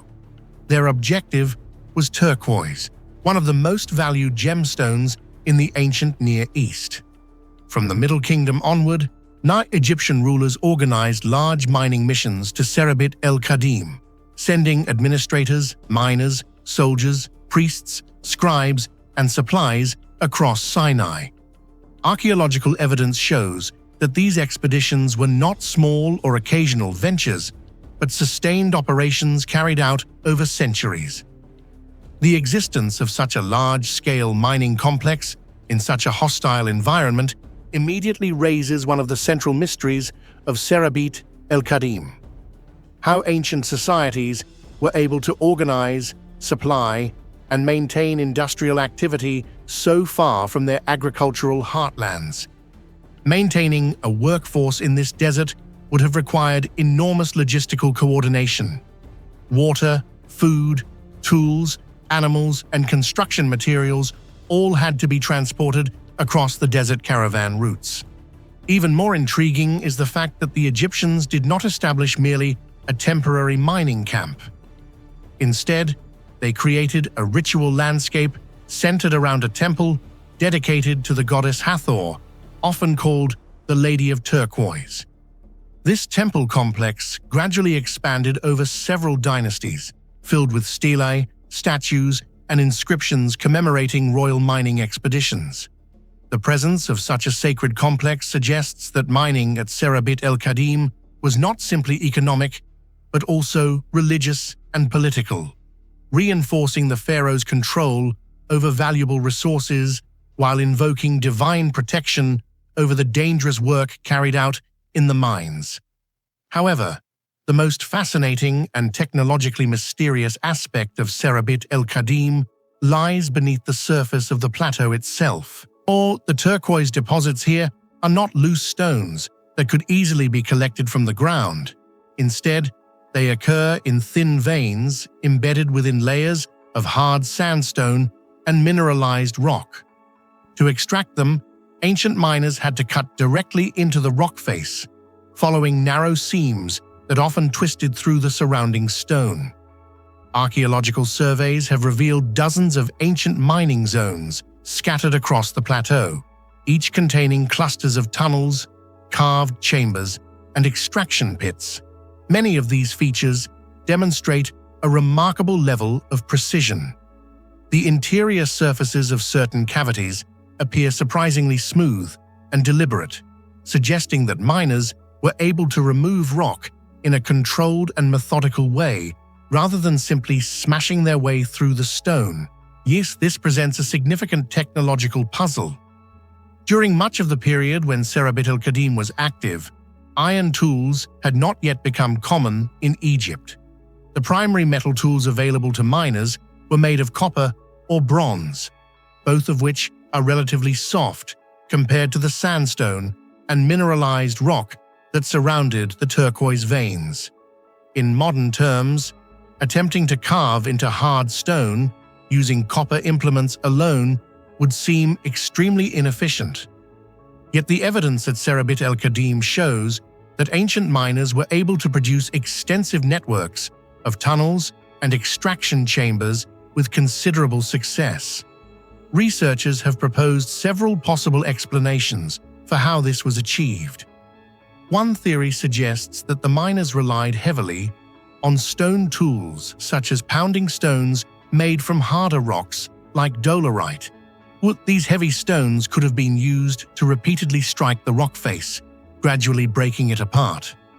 Another hypothesis involves a technique known as fire setting, a method documented in various ancient mining regions. In this process, miners would build fires against a rock surface, heating it to high temperatures. Once the stone was sufficiently heated, cold water would be poured onto it, causing the rock to crack due to rapid thermal expansion and contraction. These fractures would weaken the rock, making it easier to break apart using simpler tools. While traces of burning have been suggested in some areas, definitive proof of widespread fire setting at Serabit el-Qadim remains debated. A third possibility is that miners exploited natural weaknesses within the sandstone itself. Sandstone can fracture along bedding planes or mineral veins, and skilled miners may have learned to identify these natural lines of weakness, allowing them to remove stone more efficiently. Even if these methods were used, however, the level of organization required to maintain dozens of mining zones across the plateau suggests a sophisticated understanding of geology and resource management.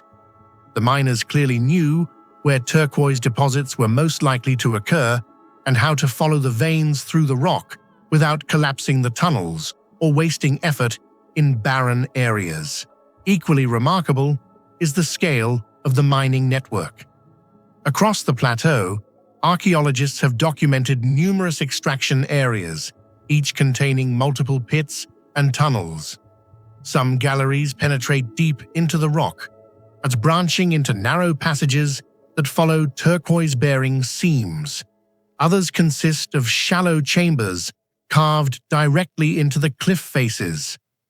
Taken together, These features represent one of the earliest large-scale mining landscapes known in the ancient world. The workers who carved these tunnels were not improvising randomly. They were conducting systematic exploration and extraction. Supervisors likely directed the work, ensuring that labor was concentrated in the most productive zones. This implies that the Egyptians possessed not only practical mining techniques, but also a structured administrative system capable of organizing large labor forces in remote regions. Beyond the mines themselves, Serabit el-Khadim also holds another extraordinary historical significance. Carved into rocks and monuments around the site are some of the earliest known examples of proto-Sinaitic inscriptions. These inscriptions consist of simplified symbols that appear to represent individual sounds rather than complex words or concepts like Egyptian hieroglyphs. Many scholars believe that this system represents an early stage in the development of alphabetic writing. The people who carved these inscriptions were likely Semitic-speaking workers employed in the Egyptian mining expeditions. By adapting certain hieroglyphic symbols to represent consonant sounds in their own language, they may have created one of the first alphabetic scripts in human history. Over time, this writing system may have evolved into the Phoenician alphabet, which later influenced Greek and Latin scripts used throughout much of the modern world. Nor, in this sense, the isolated mining plateau of Serabit el-Khadim may have played an unexpected role in one of humanity's most important intellectual innovations, the alphabet. Even today, many aspects of Serabit el-Khadim remain unexplained. Archaeologists still debate how ancient miners were able to cut through the hard sandstone surrounding the turquoise veins, and the logistics of supplying large expeditions across the Sinai Desert are only partly understood. The unusual combination of large-scale mining, a remote temple dedicated to Hathor, and some of the earliest alphabetic inscriptions continues to intrigue historians. All of this suggests that Serabit el-Khadim was far more than a simple mining camp. It was a complex frontier outpost where technology, religion, and cultural interaction met in the harsh desert landscape. Even after centuries of study, the site remains one of the most fascinating mysteries of the ancient world. How do you think ancient miners were able to cut and extract turquoise from the hard rock at Serabit el-Khadim using only relatively soft copper tools? Share your thoughts or theories in the comments section below. The story of the Igbo Ukwu bronze deposit is one of the most fascinating and perplexing archaeological discoveries ever made in West Africa. Hidden beneath the soil of what is today southeastern Nigeria, the site revealed a collection of metal artifacts so intricate and technologically sophisticated that they challenged long-held assumptions about the technological capabilities of early African societies. The discovery began in 1938, when a local resident accidentally uncovered a group of unusual metal objects while digging a well. What seemed at first like an isolated curiosity soon turned into one of the most extraordinary archaeological finds on the African continent. Over the following decades, large systematic excavations led by archaeologists such as Thurston Shaw revealed several underground chambers containing hundreds of objects crafted from bronze and brass, along with tens of thousands of glass beads and other ritual items. These discoveries indicated that Igbo Ukwu had once been an important ceremonial and elite burial center dating to roughly the 9th or 10th century CE. Yet the true mystery of the site lies not only in the wealth of artifacts uncovered, but in the astonishing level of craftsmanship displayed in the metalwork. The most striking and scientifically puzzling aspect of the Igbo Ukwu bronze deposit is the extraordinary sophistication of its casting technology. Many of the artifacts were produced using the lost wax casting technique, a method in which a detailed wax model is created, encased in clay, and then melted away to leave a cavity into which molten metal is poured. While this technique was known in various ancient cultures, the level of refinement achieved at Igbo Ukwu appears almost unprecedented for the period. The bronze vessels, ceremonial staffs, ornaments, and ritual containers discovered at the site display microscopic levels of detail that seem almost impossible to achieve without advanced metallurgical control. Some objects are decorated with elaborate rope-like patterns, delicate chains, and finely textured surfaces that imitate woven fabrics or twisted cords. At first glance, many of these designs appear to be actual cords or threads wrapped around the metal surface, but closer inspection reveals that they are in fact entirely cast in metal as part of a single piece. And this means that the ancient craftsmen had to sculpt extremely precise wax models capable of reproducing these delicate structures before the casting process even began. What makes this even more remarkable is the sheer complexity of these designs. Certain vessels are covered with repeating geometric patterns, interlaced motifs, and networks of raised lines that form intricate textures across the entire surface. In some cases, the decorations are so fine that individual strands of the rope patterns appear thinner than a few millimeters. Creating such details requires an extraordinary level of skill in wax modeling, as well as precise control over the casting temperature and metal flow. If the molten metal cooled too quickly, it would fail to fill the narrow channels of the mold. If it flowed too aggressively, it could easily destroy the delicate structures formed by the wax model. Yet the Igbo Ukwu artifacts show almost no casting defects, suggesting that the metalworkers possessed a deep understanding of metallurgical processes that rivals or even surpasses that of many contemporaneous societies. The technological mystery becomes even deeper when archaeologists attempt to place Igbo Ukwu within the broader context of regional technological development. Normally, highly advanced craftsmanship emerges gradually through a sequence of earlier, simpler traditions that reveal the progressive evolution of techniques and tools. However, in the archaeological record of West Africa, the extraordinary bronze work of Igbo Ukwu appears almost suddenly, with little evidence of earlier stages that might explain how such mastery developed. There are no clear precursor artifacts displaying intermediate levels of complexity, nor are there obvious workshops or industrial areas associated with large-scale metal production at the site. This absence has led some researchers to describe Igbo Ukwu as a technological anomaly, an isolated peak of artistic and metallurgical sophistication that appears without a clear developmental pathway. Chemical analysis of the artifacts has also revealed unusual characteristics in the composition of the metal itself. Many of the objects are made from brass, with relatively high levels of zinc, an alloy that requires careful control during smelting because zinc vaporizes at relatively low temperatures. Producing stable brass alloys in large quantities typically requires specialized metallurgical knowledge, raising questions about how the craftsmen of Igbo Ukwu obtained both the raw materials and the technical expertise necessary for such production.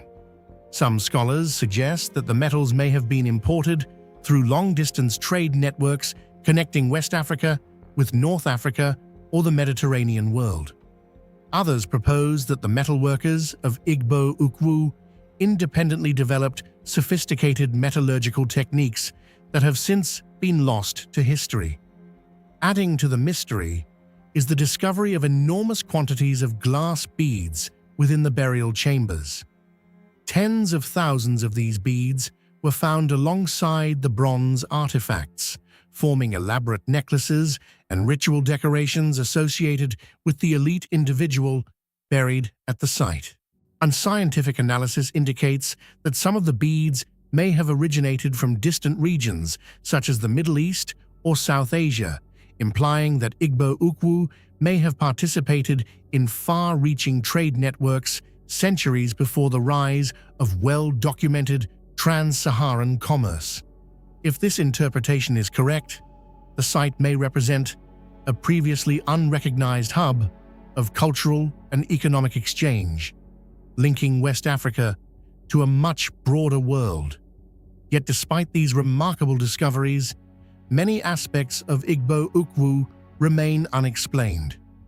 Archaeologists have identified several burial pits and ritual deposits, including what appears to be the grave of a high-ranking individual surrounded by an extraordinary wealth of ceremonial objects.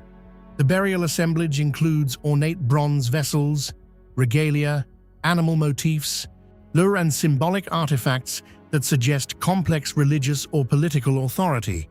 However, there is surprisingly little evidence of a large urban settlement nearby that could have supported the production of such elaborate objects.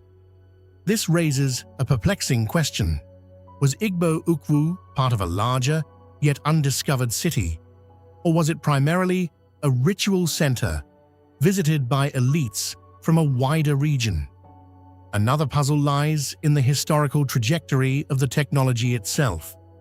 After the flourishing of bronze craftsmanship at Igbo Ukwu in the early medieval period, the specific artistic style seen at the site seems to vanish from the archaeological record for several centuries. Later, West African metalworking traditions, including the famous brass sculptures of Ife and the renowned Benin bronzes, and display remarkable skill but follow different stylistic conventions and technological approaches. The relationship between these traditions and the earlier Igbo Ukwu metalwork remains uncertain, leaving scholars to wonder whether the knowledge developed at Igbo Ukwu was transmitted, transformed, or simply lost over time. Today, the Igbo Ukwu bronze deposit remains one of the most striking reminders that ancient technology could be far more advanced than we once believed. The extraordinary precision of the metalwork, the uncertain origins of the materials, and the lack of clear technological predecessors continue to puzzle archaeologists. More than 1,000 years after these objects were created, the craftsmen behind them remain unknown, their knowledge preserved only in the intricate bronze artifacts they left behind. But the question of how such sophisticated casting techniques appeared so early in the region remains one of the most fascinating mysteries in the history of metallurgy. How do you think the ancient craftsmen at Igbo Ukwu were able to master such incredibly sophisticated bronze casting techniques more than 1,000 years ago? Was it the result of a lost technological tradition, or is there still a missing chapter of history waiting to be discovered? Share your thoughts in the comments below.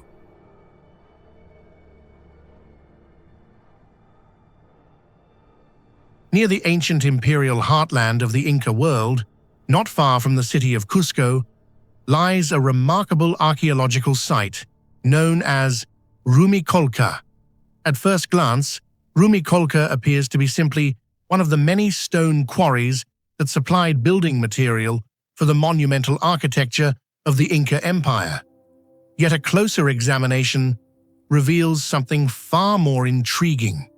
Among the carved rock faces, partially detached blocks, and the remains of a massive stone gateway, researchers have discovered a series of astonishingly precise stone cuts that raise important questions about the technological abilities of the Inca civilization. These features, often referred to collectively as the Rumicolca Gate precision cuts, represent one of the most fascinating examples of ancient stoneworking in the Andes.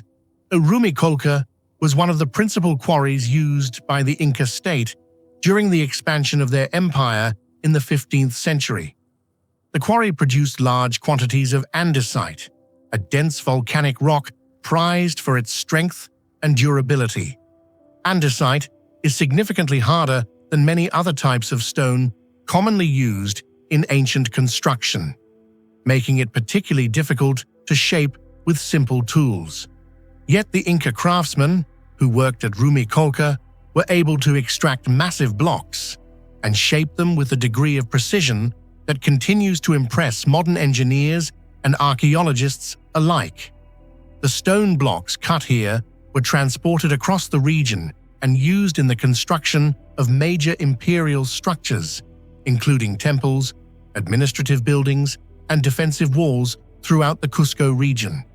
Some of these stones may even have been used in famous constructions such as Sacsayhuaman, whose enormous polygonal walls remain among the most iconic achievements of Inca engineering. One of the most striking elements of Rumiccolca is the monumental gateway structure that stands near the quarry itself. Built from large, carefully shaped stone blocks, the gateway appears to have served as a checkpoint along one of the imperial roads that connected the capital to the eastern regions of the empire. The stones used in the gateway display the characteristic Inca masonry style, precisely cut blocks fitted together without mortar, forming stable structures capable of withstanding earthquakes and centuries of environmental wear. Each stone appears to have been shaped individually so that it would interlock perfectly with its neighbors. Even today, the seams between the blocks are so tight that it is nearly impossible to insert a blade between them. Such precision would be impressive even with modern cutting equipment. Yet the Inca achieved it using tools that were, at least according to current archaeological evidence, made primarily from stone and bronze. However, it is not simply the precision of the fitted stones that has attracted the attention of researchers. Across several rock surfaces at Rumiccolca, archaeologists have documented a series of unusual linear grooves carved into the stone. These grooves run parallel to one another and often appear remarkably straight and evenly spaced. In certain places, they extend for several centimeters or even longer distances across the surface of the rock. The appearance of these marks has led many observers to describe them as resembling saw marks, as if the stone had once been cut by a large mechanical blade. This resemblance is particularly striking because the grooves possess a level of regularity that seems difficult to explain using only simple hammering or chipping techniques. The mystery of these grooves lies in the technological context of the Inca civilization. Unlike many old-world civilizations, the Inca did not possess iron or steel tools. Their metalworking traditions focused primarily on copper, bronze, gold, and silver, materials that are far softer than hardened steel. While copper and bronze tools can certainly shape stone under the right conditions, they are not generally capable of producing the kind of long and straight cuts associated with mechanical sawing through extremely hard rock such as andesite. For this reason, the marks found at Rumiccolca present a puzzle. If they truly are the result of cutting techniques similar to sawing, what tools or methods could have produced them? Several hypotheses have been proposed to explain the grooves. One possibility is that the marks were created through a process of abrasive cutting. In this scenario, craftsmen may have used a softer tool, perhaps made from bronze or hardwood, combined with abrasive materials such as quartz sand. By applying repeated motion and pressure while adding abrasive grit, it would theoretically be possible to grind through hard stone gradually. This technique is known to have been used in various ancient cultures for drilling holes or shaping surfaces. However, while abrasive cutting can explain the ability to shape hard stone, it does not fully account for the unusually straight and consistent grooves observed at Rumiccolca. Producing such uniform lines would have required an exceptional level of control and patience, suggesting that the craftsmen possessed a highly refined understanding of stoneworking techniques. Another interpretation suggests that the grooves may represent guide marks created during the quarrying process. Instead of being the final cutting marks themselves, the lines may have been used to outline the boundaries of blocks before they were detached from the bedrock.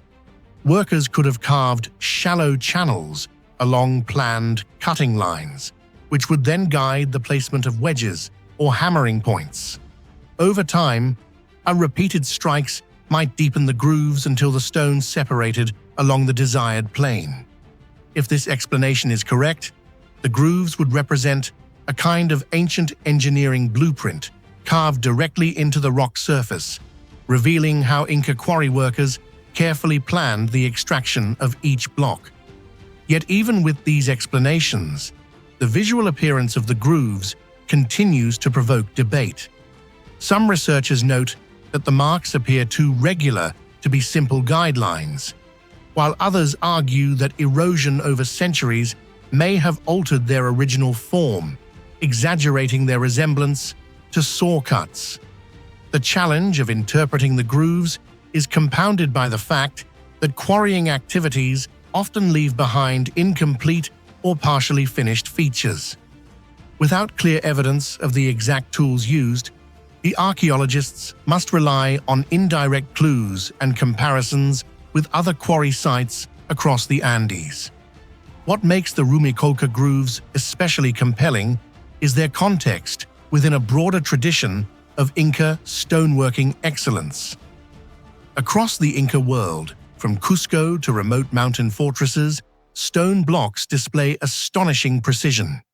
Walls curve gently along natural contours of terrain, corners meet at perfect angles, and surfaces are polished so smoothly that they reflect light.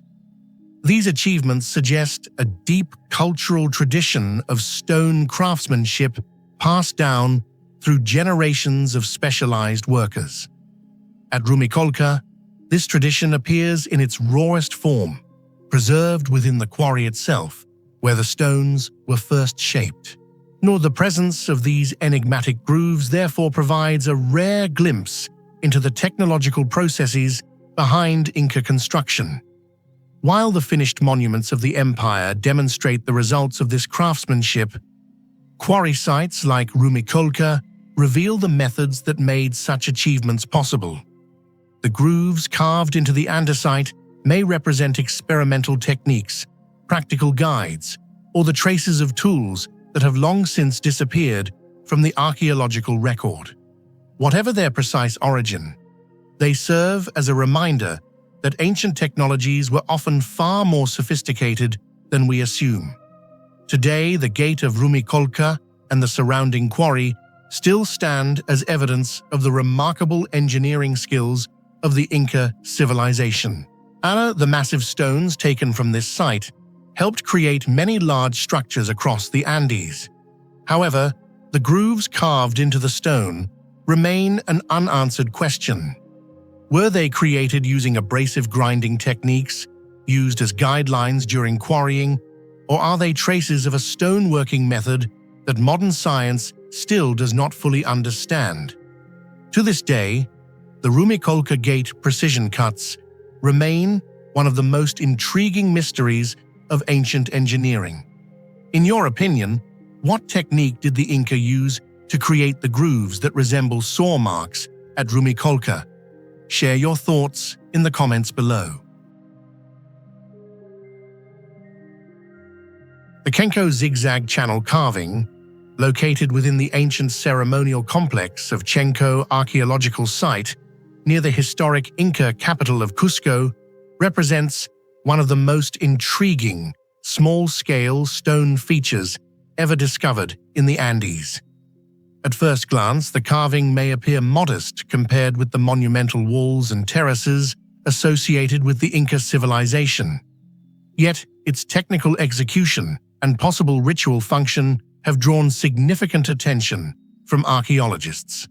The carving consists of a narrow groove etched directly into the surface of a massive natural rock formation, twisting sharply from side to side in a repeating zigzag pattern before ending at a lower section of the stone.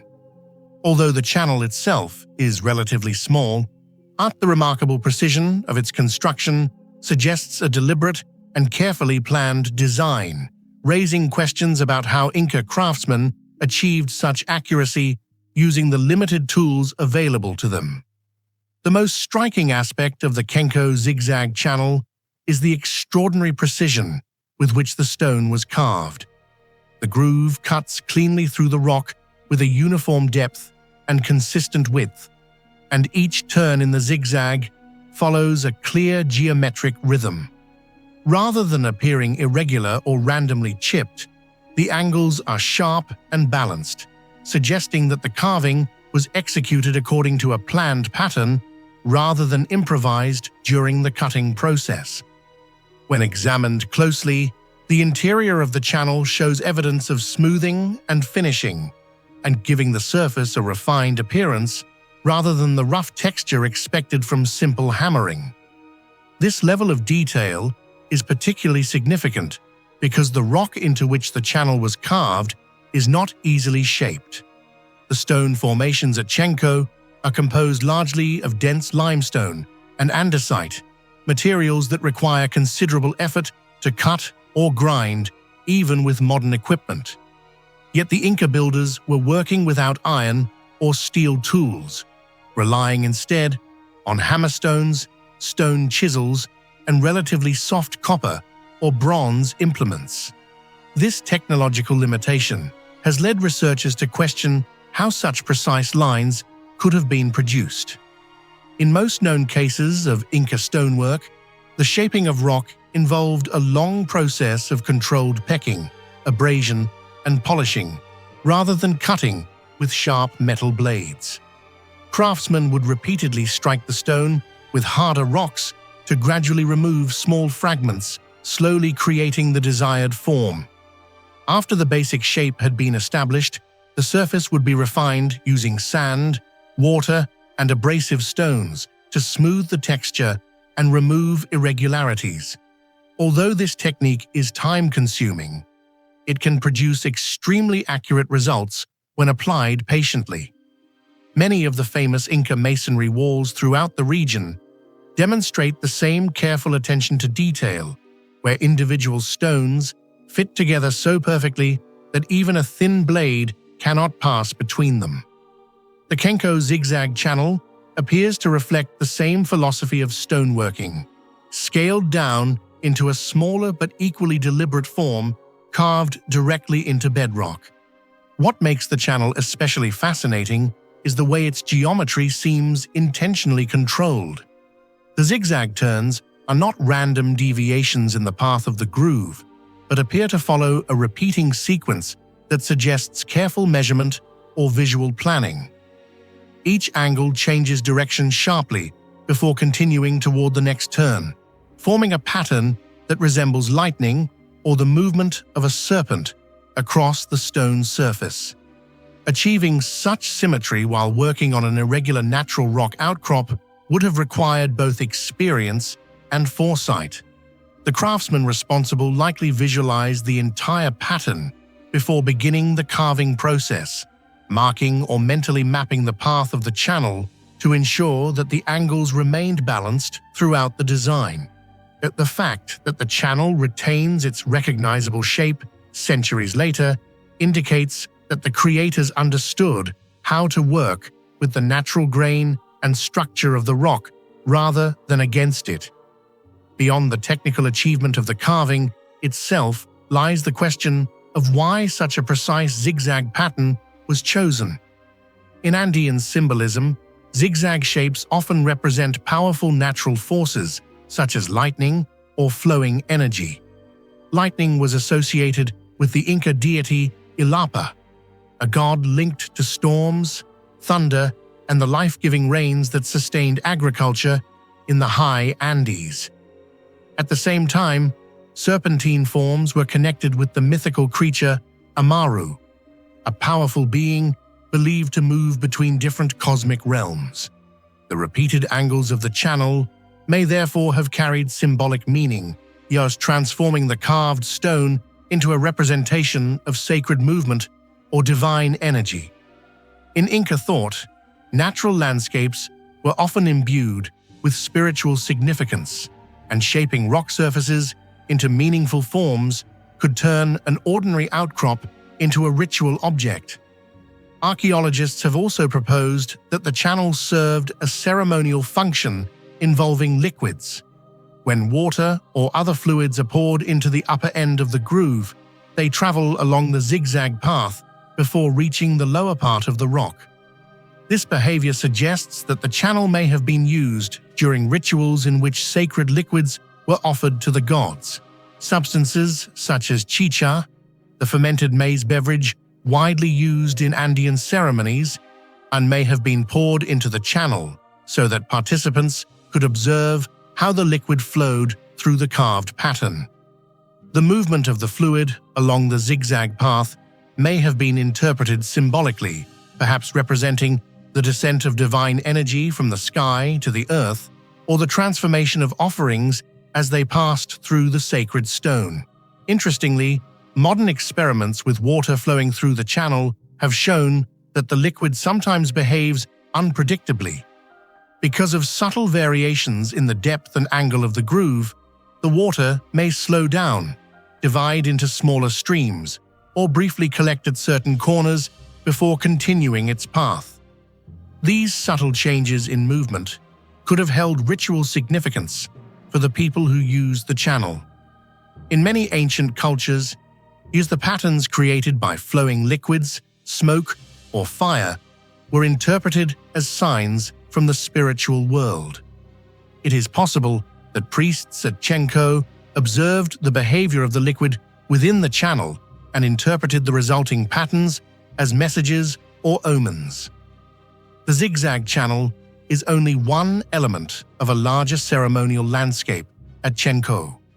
The site contains numerous carved features, including altars, channels, and underground chambers that appear to have been used for ritual activities.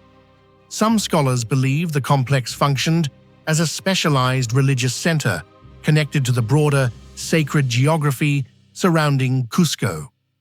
Within this context, the zigzag channel may have played a small but meaningful role in ceremonies that combined natural stone formations with symbolic carvings. The Inca often integrated architecture with the natural environment, shaping rocks, rather than replacing them with artificial structures, and the channel exemplifies this approach. Although it has been studied for many years, the exact purpose of the Chenko zigzag channel carving remains unclear. It may have been a religious symbol, a ceremonial channel used to guide ritual liquids, or a tool for observing the movement of sacred fluids. Nevertheless, the carving clearly demonstrates the remarkable stoneworking skill of the Inca. Its precise cuts and carefully finished surfaces reveal a deep understanding of stone shaping techniques. Despite its small size, the Chenko zigzag channel still reflects the technological ability and sophisticated symbolic thinking of the Inca civilization.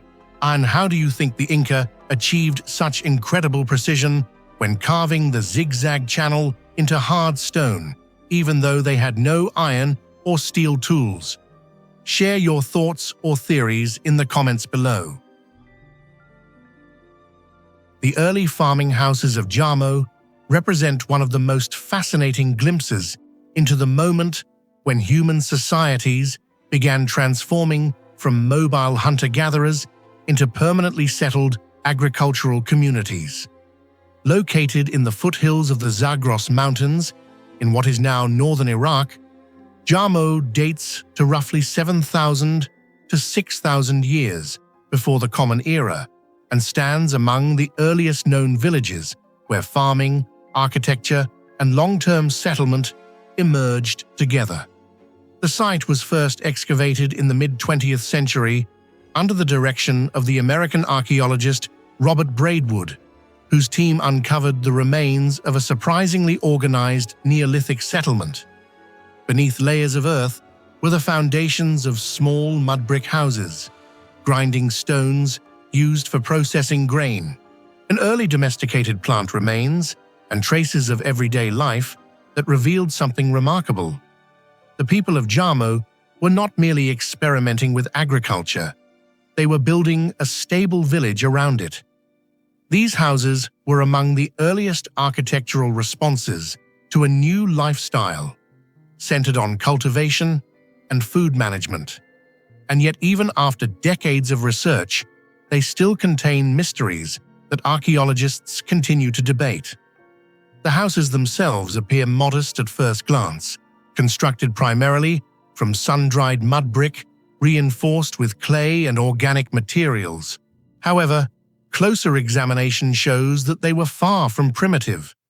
Many structures had thick walls designed to maintain interior temperature in the fluctuating climate of the Zagros foothills. Floors were carefully packed and smoothed with clay, creating surfaces durable enough for daily domestic activities. Some houses were divided into multiple rooms, suggesting that the inhabitants were already organizing interior space for different functions, such as sleeping, cooking, and storing goods. The arrangement of houses within the village also hints at a level of planning rather than random construction. Archaeologists have observed clusters of homes positioned near open spaces that may have functioned as communal areas or pathways connecting the settlement. For a community living more than 9,000 years ago, this degree of spatial organization suggests that social coordination and shared construction knowledge were already developing. Yet even with these insights, and one question remains unresolved. How did a population that had only recently transitioned from nomadic life manage to adopt such stable architectural traditions so quickly? Perhaps the most intriguing aspect of the Jarmo houses, however, lies not in their walls or layout, but in what they were designed to protect and preserve. The emergence of agriculture created an entirely new challenge for early communities: the long-term storage of food. Unlike hunter-gatherers who consumed resources shortly after obtaining them, early farmers depended on crops harvested at specific times of year. Their survival through the winter months and periods of drought required effective ways to store grain without it spoiling, rotting, or being destroyed by pests. At Jarmo, archaeologists discovered compelling evidence that the inhabitants had already developed surprisingly sophisticated strategies for this problem. Inside and around many of the houses were storage pits, clay-lined containers, and designated spaces that appear to have been used specifically for keeping harvested grain. These storage areas were sometimes built into the floors of houses or located in protected corners of rooms, suggesting that food supplies were intentionally placed in stable environments where temperature and moisture could be controlled to some extent. The existence of these storage systems raises profound questions about the technological knowledge of the people who lived at Jarmo. Preserving grain is far more complex than simply collecting it. Even small changes in humidity can cause mold growth. While insects and rodents can destroy entire harvests in a short time. Yet the archaeological record indicates that the inhabitants of Jarmo managed to store their crops successfully enough to sustain a permanent farming settlement. Some researchers believe that the design of mud brick houses themselves may have contributed to this success. Thick earthen walls could help regulate internal temperatures, while elevated floors and clay linings may have reduced moisture penetration. Others suggest that early forms of food processing, such as drying, parching, or partially grinding grain, may have helped prevent spoilage. Still, direct evidence for these techniques remains limited, leaving the precise methods of Jarmo's food preservation partly mysterious. What makes this even more intriguing is the timing. Jarmo belongs to a period when pottery technology was only beginning to appear. Many early agricultural societies relied heavily on ceramic containers for storing food, but at Jarmo, Some of the earliest phases of the settlement seem to predate widespread pottery use. This implies that the inhabitants developed alternative storage strategies before the introduction of durable ceramic vessels. The possibility that early farmers managed large quantities of grain using primarily earth-lined pits, baskets, organic containers, or architectural features inside houses suggests a level of ingenuity that archaeologists are still trying to understand. These systems would have required careful monitoring and maintenance, as well as a shared understanding of how to keep food supplies safe over long periods. Beyond the technical challenge of storage itself, the presence of such facilities also reflects deeper changes in human society. Storing food means planning for the future. It means anticipating seasonal cycles, organizing labor during harvest periods, and protecting communal resources. Within the houses of Jarmo, storage areas may have served not only as practical features, but also as indicators of economic and social organization. Households might have managed their own grain supplies, or perhaps food reserves were partially shared within the community during times of scarcity. The architecture of these early farming houses therefore represents more than construction techniques. It reflects the emergence of a new relationship between humans, their environment, and the concept of long-term resource management. Archaeological discoveries at Jarmo also reveal a range of tools associated with agriculture and food processing. Grinding stones used to turn grain into flour have been found throughout the site, along with sickle blades made of flint that were likely used to harvest crops.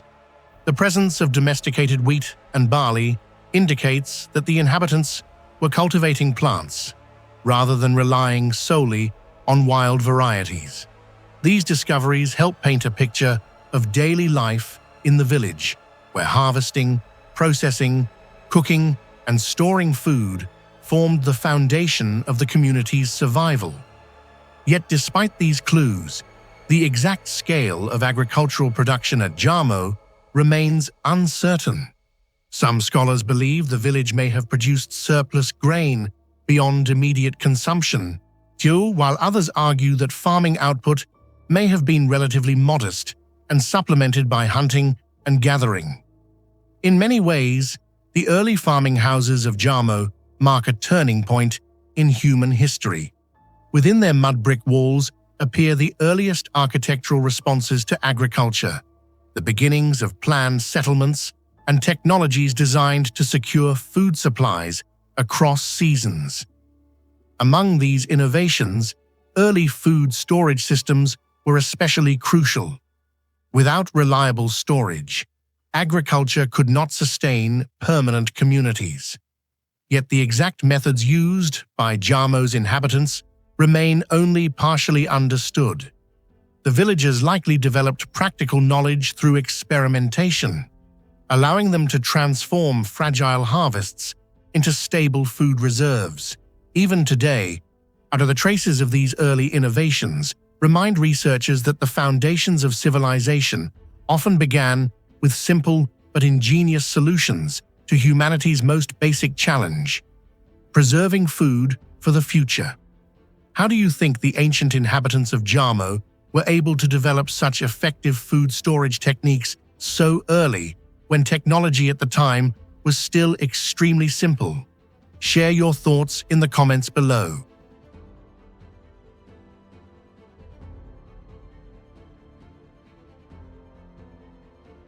Rising above the windswept coastline of Orkney in northern Scotland, the settlement known as the Brew of Gurness preserves one of the most remarkable examples of an Iron Age community ever discovered in the British Isles.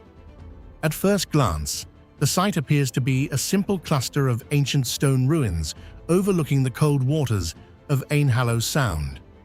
Yet when archaeologists began to examine the entire settlement as a unified structure rather than as individual buildings, a far more complex picture emerged. Beneath the weathered stones, lies what appears to be a carefully organized village plan.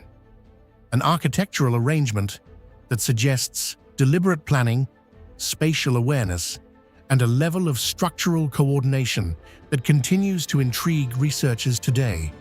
Among all of its features, but the most striking and mysterious element is the almost perfectly circular layout of the entire village, a design that raises profound questions about how Iron Age builders conceived and constructed their communities more than 2,000 years ago.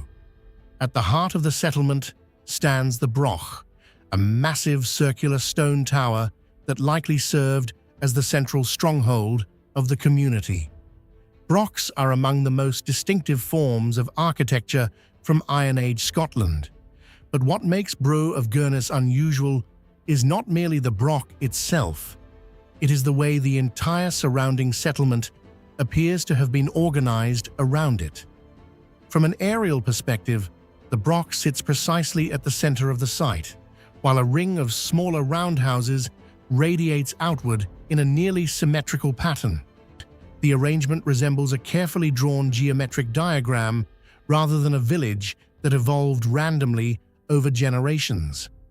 Archaeologists studying the layout have noted that the houses appear to occupy positions along an almost continuous circular band surrounding the central tower, with pathways and narrow lanes weaving between them in a pattern that directs movement toward the center. This near-perfect circular plan is one of the most puzzling aspects of the site. In most prehistoric settlements, buildings tend to accumulate gradually as families expand their dwellings or construct new homes nearby. Over time, these additions usually produce irregular clusters of structures, reflecting the organic growth of the community. At Bro of Gurnus, however, the arrangement seems far more intentional. Note the houses do not appear randomly scattered. Instead, they maintain a consistent spacing relative to the Broch and to one another, creating the impression that the entire village may have been conceived according to a predetermined plan. For a society that lacked modern surveying tools, written architectural blueprints, or standardized measurement systems, such geometric precision is both impressive and mysterious. Researchers have long debated how the builders might have achieved this level of spatial organization. One possibility is that Iron Age engineers used simple but effective methods such as ropes, wooden stakes, and measured arcs to define a circular boundary around the central Broch before constructing the surrounding houses. By fixing a rope at a central point and stretching it outward to mark a consistent radius, they could theoretically establish a circular guideline along which houses would be placed. While this explanation seems plausible in principle, the archaeological evidence for such construction techniques remains indirect. No physical traces of surveying tools or markers have been definitively identified at the site, leaving the exact process by which the layout was established open to interpretation. Even more intriguing is the possibility that the circular design served purposes beyond mere aesthetics or spatial convenience. The Broch itself likely functioned as the political and social core of the settlement, possibly housing an elite family or serving as a defensive refuge during times of conflict. By arranging the village around this central structure, the builders may have been expressing a form of social organization in architectural terms. The physical geometry of the settlement might have mirrored the hierarchy of the community, with the Broch representing authority and protection, while the surrounding homes formed a protective and cooperative ring around it. Such spatial symbolism is known from other ancient cultures, yet its appearance in an Iron Age settlement of northern Scotland raises fascinating questions about how these communities conceptualized authority, security, and shared space. The circular organization also appears to have influenced the village's internal pathways. Narrow stone-paved lanes weave between the houses, in patterns that subtly guide movement toward the center of the settlement.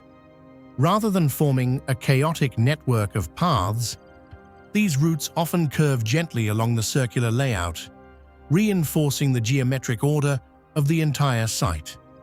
Visitors entering through the settlement's fortified gateway would gradually move inward along these passages, their perspective naturally drawn toward the towering Broch at the center. The effect is almost architectural theater. The layout itself directs attention and movement, creating a spatial experience that emphasizes the importance of the central structure. Another factor that deepens the mystery of the village plan is the remarkable consistency in the construction of the houses themselves. Most of the dwellings share a similar architectural form: circular rooms built from carefully stacked stone walls, with central hearths, built-in storage recesses, and stone benches lining the interior. The repeated use of these features suggests that builders were following a shared architectural tradition or template.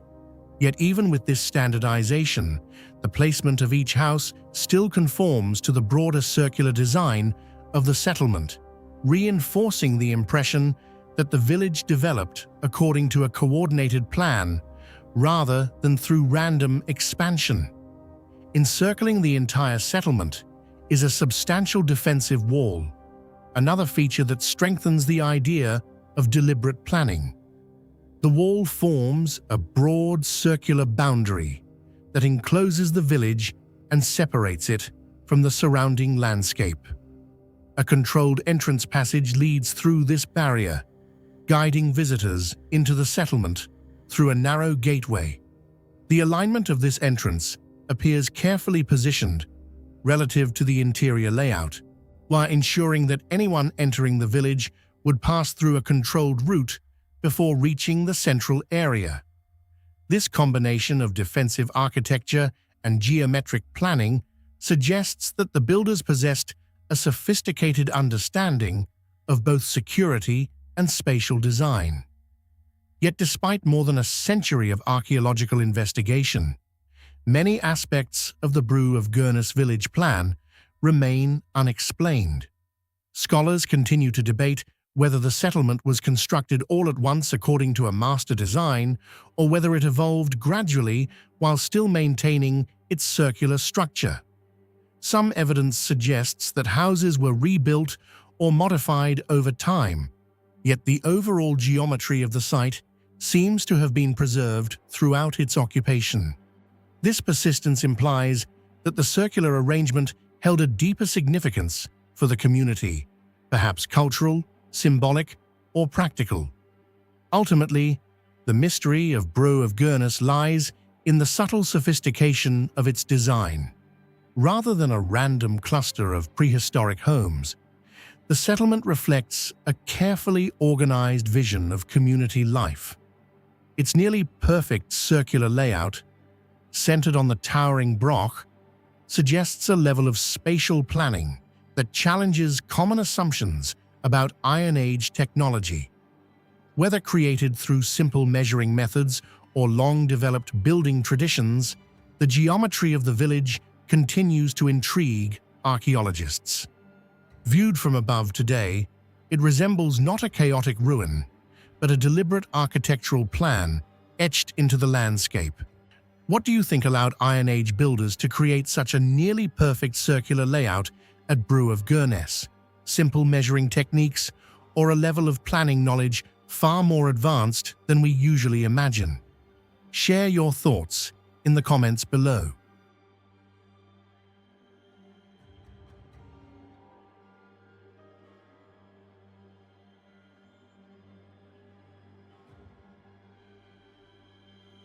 The Subashi ruins, located near the ancient city of Kucha in what is now Xinjiang, China, stand today as one of the most intriguing archaeological remains along the historic Silk Road.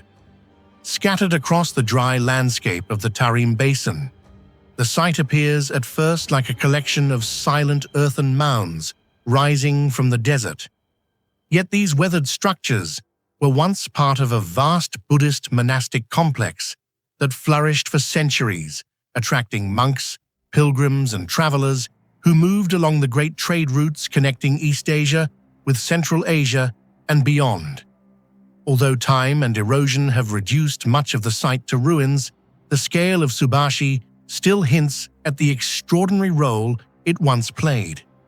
Archaeological surveys reveal that the complex was far larger than a simple monastery. Instead, it functioned as a major religious center composed of numerous structures, including stupas, prayer halls, residential quarters for monks, courtyards for ceremonies, and thick defensive walls. Stretching across a wide area on both sides of a river valley, the site indicates the presence of a large and well-organized community. The question that immediately arises, however, is why such a monumental religious complex was constructed in a region that today appears so inhospitable. The surrounding environment of the Tarim Basin is dominated by desert, harsh winds, and extreme temperature fluctuations. Modern visitors often struggle to imagine how a thriving settlement could exist in such conditions. Some scholars suggest that the region may once have had more stable water sources and fertile oases, allowing agriculture and settlement to develop around the monastery. Even so, sustaining a large religious community in such a remote environment would have required careful planning, advanced knowledge of water management, and strong economic connections to the trade networks of the Silk Road. One of the most striking features of the Subashi ruins is the remarkable durability of its architecture. The buildings were constructed primarily from rammed earth, a technique in which layers of soil are compacted tightly to form thick, solid walls. At first glance, earth might seem like a fragile material, especially in an open desert environment exposed to wind erosion for centuries. Yet many of the remaining structures have survived for well over 1,000 years. Massive walls, foundations, and platforms still stand today, and some rising several meters above the surrounding ground. This durability has fascinated archaeologists, who believe that the builders of Subashi possessed sophisticated knowledge about soil composition and construction methods. It is possible that the earth used in the walls was carefully mixed with organic fibers, gravel, or mineral components that increased its strength and resistance to erosion. Layering techniques may also have been used to distribute weight evenly and prevent structural collapse. Such construction methods demonstrate that the builders were highly skilled and deeply familiar with the environmental challenges of the desert. Rather than simply adapting to harsh conditions, they engineered structures capable of surviving them. Historical accounts also hint at the importance of Subashi during the height of Buddhist culture in the region. The famous Chinese monk Xuanzang, who traveled across Central Asia during the 7th century in search of sacred texts, described the kingdom of Kucha as a thriving center of Buddhist learning, filled with monasteries and thousands of monks. Although the records do not provide precise architectural descriptions of Subashi itself, many historians believe that this site was among the major monastic complexes that Xuanzang encountered or heard about during his journey. The region at that time was a crossroads of cultures, where Indian, Persian, and Chinese influences blended through trade and religious exchange. Monasteries, such as Subashi, served not only as places of worship, but also as centers of scholarship, translation, and cultural transmission. Monks living in these communities helped translate Buddhist scriptures, hosted travelers along the Silk Road, and spread religious teachings across vast distances. The presence of monumental stupas and temple structures within the ruins suggests that the complex once held impressive statues, murals, and ceremonial spaces that reflected the spiritual significance of the site. Unfortunately, much of this artistic heritage has been lost. Over centuries, sculptures and decorations disappeared through natural decay, looting, or the activities of early archaeological expeditions that removed artifacts to museums abroad. Today, only fragments remain, leaving researchers to reconstruct the past through scattered clues.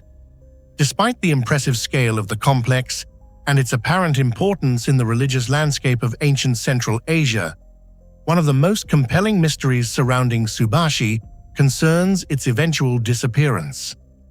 By around the 10th century, the site appears to have been largely abandoned. What makes this particularly puzzling is that Subashi had existed for several centuries as a thriving monastic center connected to major trade routes. The sudden decline of such a prominent site raises difficult questions about the forces that reshaped the region during the medieval period. One possible explanation involves environmental change. The delicate ecosystems of oasis settlements in the Tarim Basin depended heavily on rivers fed by distant mountain snowmelt. If water sources shifted, dried up, or changed course over time, an agriculture and settlement could quickly become unsustainable.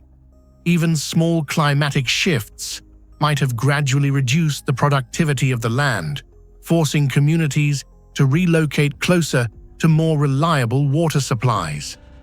Another theory focuses on the transformation of trade routes along the Silk Road. As political power shifted and new economic centers emerged elsewhere, caravans may have begun traveling along alternative paths, reducing the strategic importance of settlements like Kucha and its surrounding monasteries. Without the constant flow of merchants and pilgrims who once supported them, large religious institutions could struggle to survive.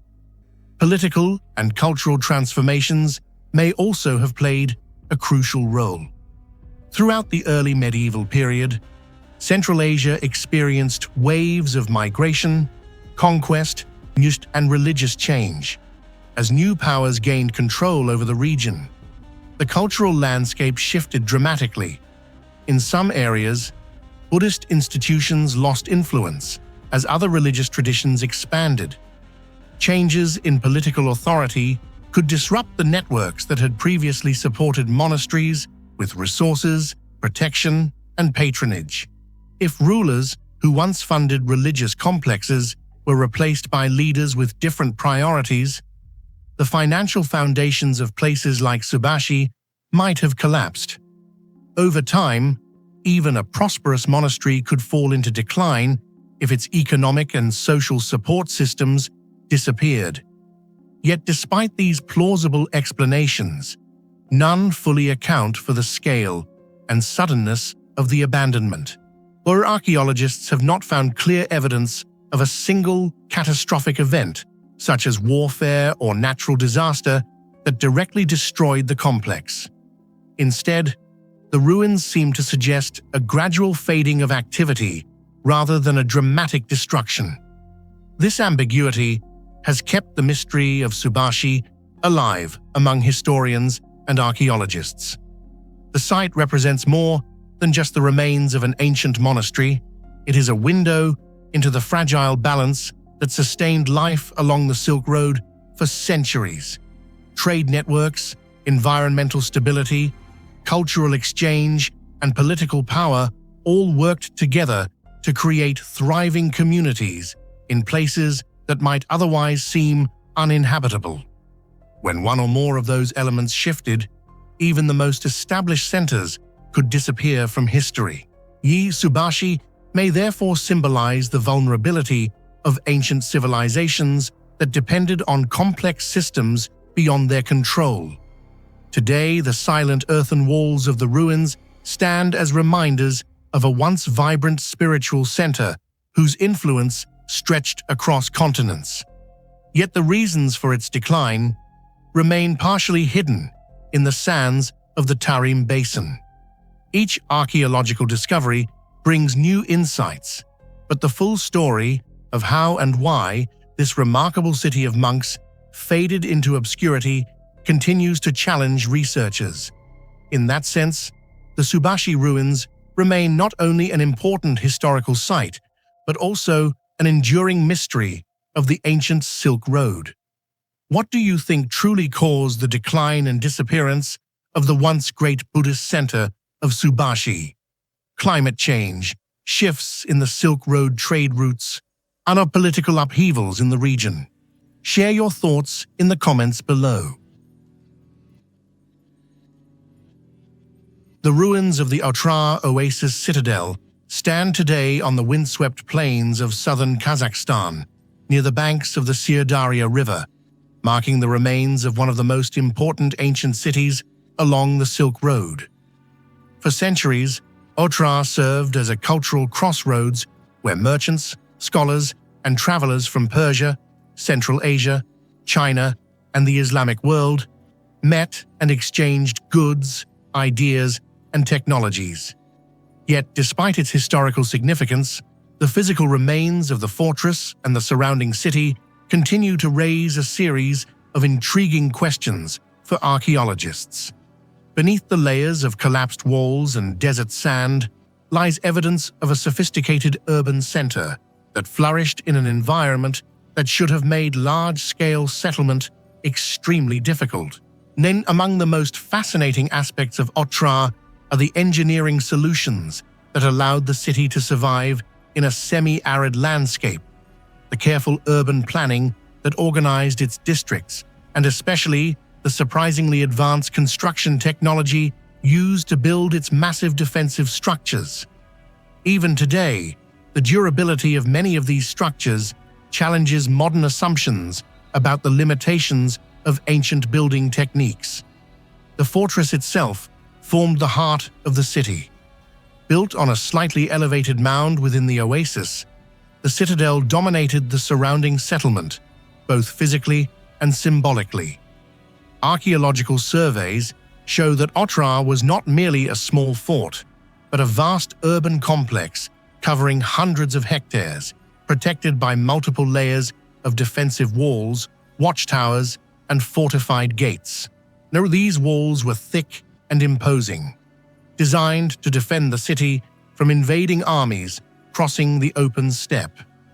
Historical records describe Otrar as a thriving center of trade and governance, a place where caravans carrying silk, spices, metals, and precious stones would pause on their long journeys across Eurasia. The strategic importance of the fortress was undeniable. Whoever controlled Otrar controlled a vital junction of the Silk Road network. However, the ability to construct such an extensive fortified city in a region defined by harsh climate, shifting sands, and limited natural resources suggests a level of technical and organizational sophistication that historians are still attempting to fully understand. And one of the greatest mysteries surrounding the Otrar Oasis Citadel is the remarkable durability of its construction materials. Unlike the monumental stone architecture found in many ancient civilizations, the buildings of Otrar were constructed primarily from mud brick, blocks made from clay, water, and organic material that were shaped and dried in the sun. At first glance, mud brick seems like a fragile material, highly vulnerable to erosion, rain, and the passage of time. Yet the surviving remains of Otrar challenge this assumption. Many sections of the fortress walls and building foundations have endured for centuries, in some cases preserving their shape long after the roofs and upper structures collapsed. Now, the resilience of these structures raises an important question. How did ancient builders create mud brick architecture capable of surviving in such extreme conditions for so long? Archaeological analysis suggests that the builders of Otrar possessed an unusually refined understanding of earthen construction techniques. The clay used to produce the bricks appears to have been carefully selected from local deposits with specific mineral compositions that improved strength and cohesion. In many cases, the mud mixture was reinforced with plant fibers, straw, or other organic materials that acted as natural binding agents, preventing the bricks from cracking as they dried. This method of reinforcement is known in various ancient cultures, but the consistency and scale with which it appears in Otra's construction suggest a highly standardized production process. Bricks were often formed in molds of nearly identical dimensions, allowing walls to be assembled with impressive regularity.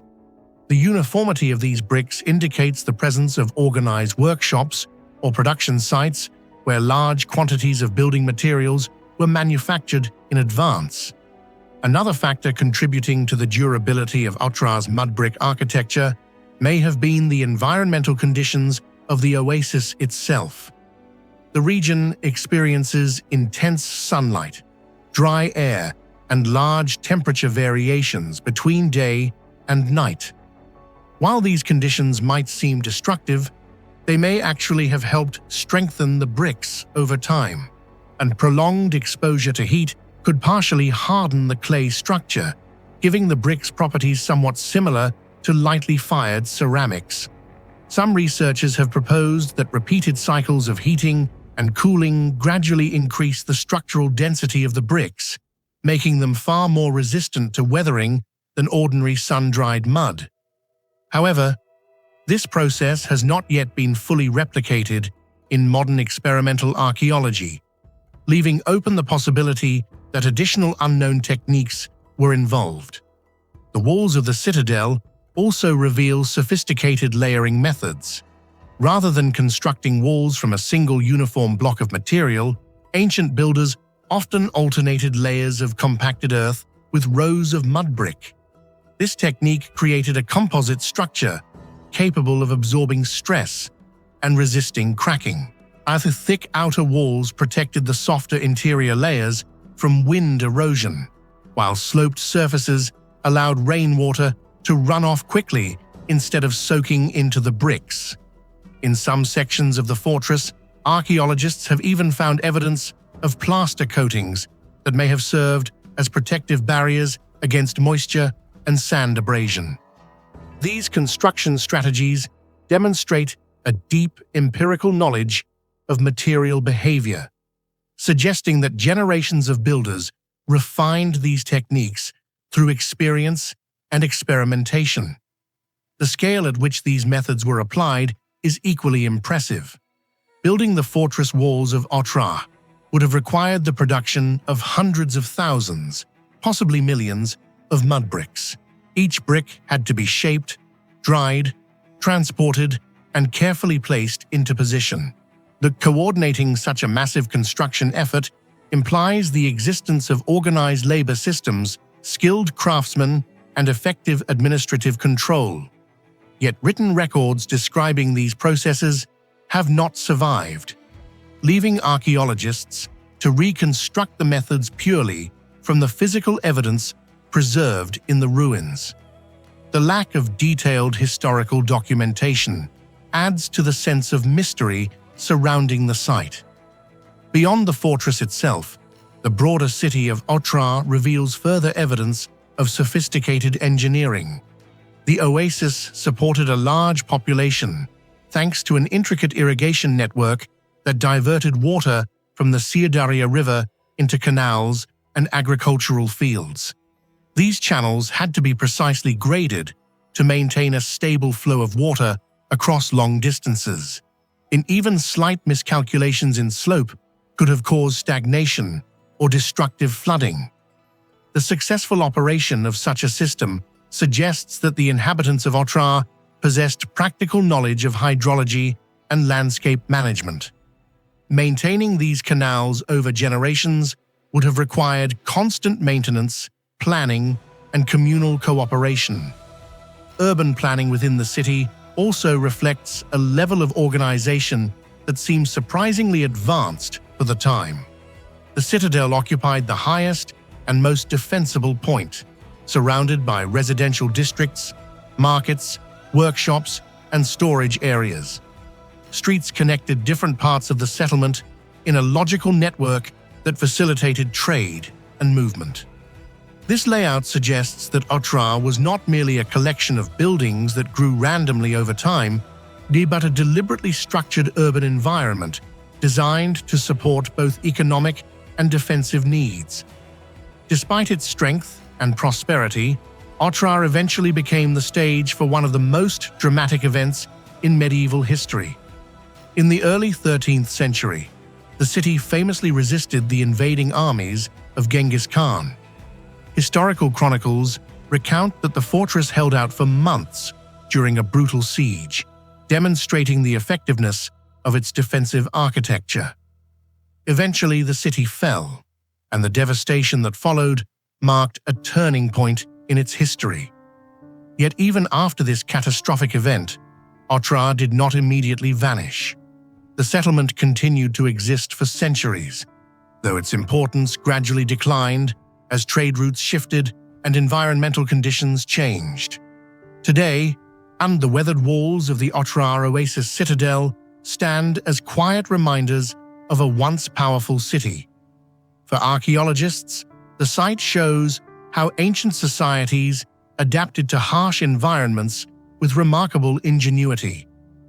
Among its many mysteries, the exceptional durability of Otrar's mud brick construction remains the most intriguing. These seemingly simple materials have survived for centuries, suggesting that ancient builders possessed techniques and knowledge that modern science is only beginning to understand. What do you think allowed the mud brick walls of Otrar to survive for centuries in such a harsh desert environment? A special material formula, a lost construction technique, or an ancient technology we still don't fully understand? Share your thoughts in the comments below.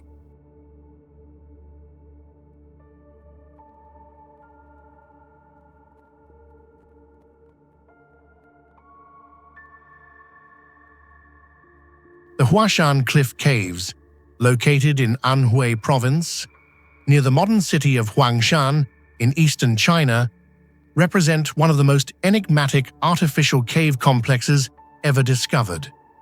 Hidden within steep cliffs along the Shinan River, these enormous chambers remained largely unknown to the modern world until 1999, when local exploration revealed that the openings scattered across the mountainside were not natural cavities, but entrances to a vast underground construction carved directly into solid rock. When researchers first entered the caves, they expected to find small grottos or shallow tunnels. Instead, they encountered immense halls, corridors, staircases, terraces, and pillars carved from the mountain itself. What appeared from the outside as a simple cliff face concealed a network of spaces so large that some chambers span thousands of square meters and rise more than 30 meters high. Today, archaeologists have identified more than 36 caves in the Huashan complex, yet many experts believe that additional chambers may still lie hidden within the surrounding rock formations.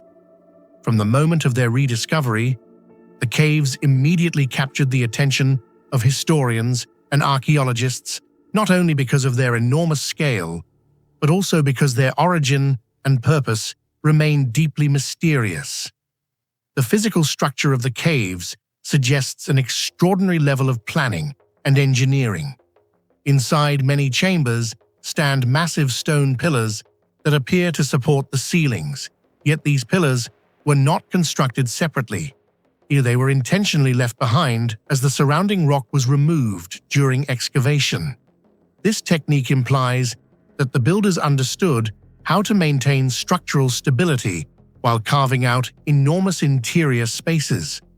Some halls contain carefully shaped platforms, staircases connecting different levels, and corridors leading deeper into the mountain, creating the impression of a deliberately designed architectural complex rather than a randomly excavated series of tunnels.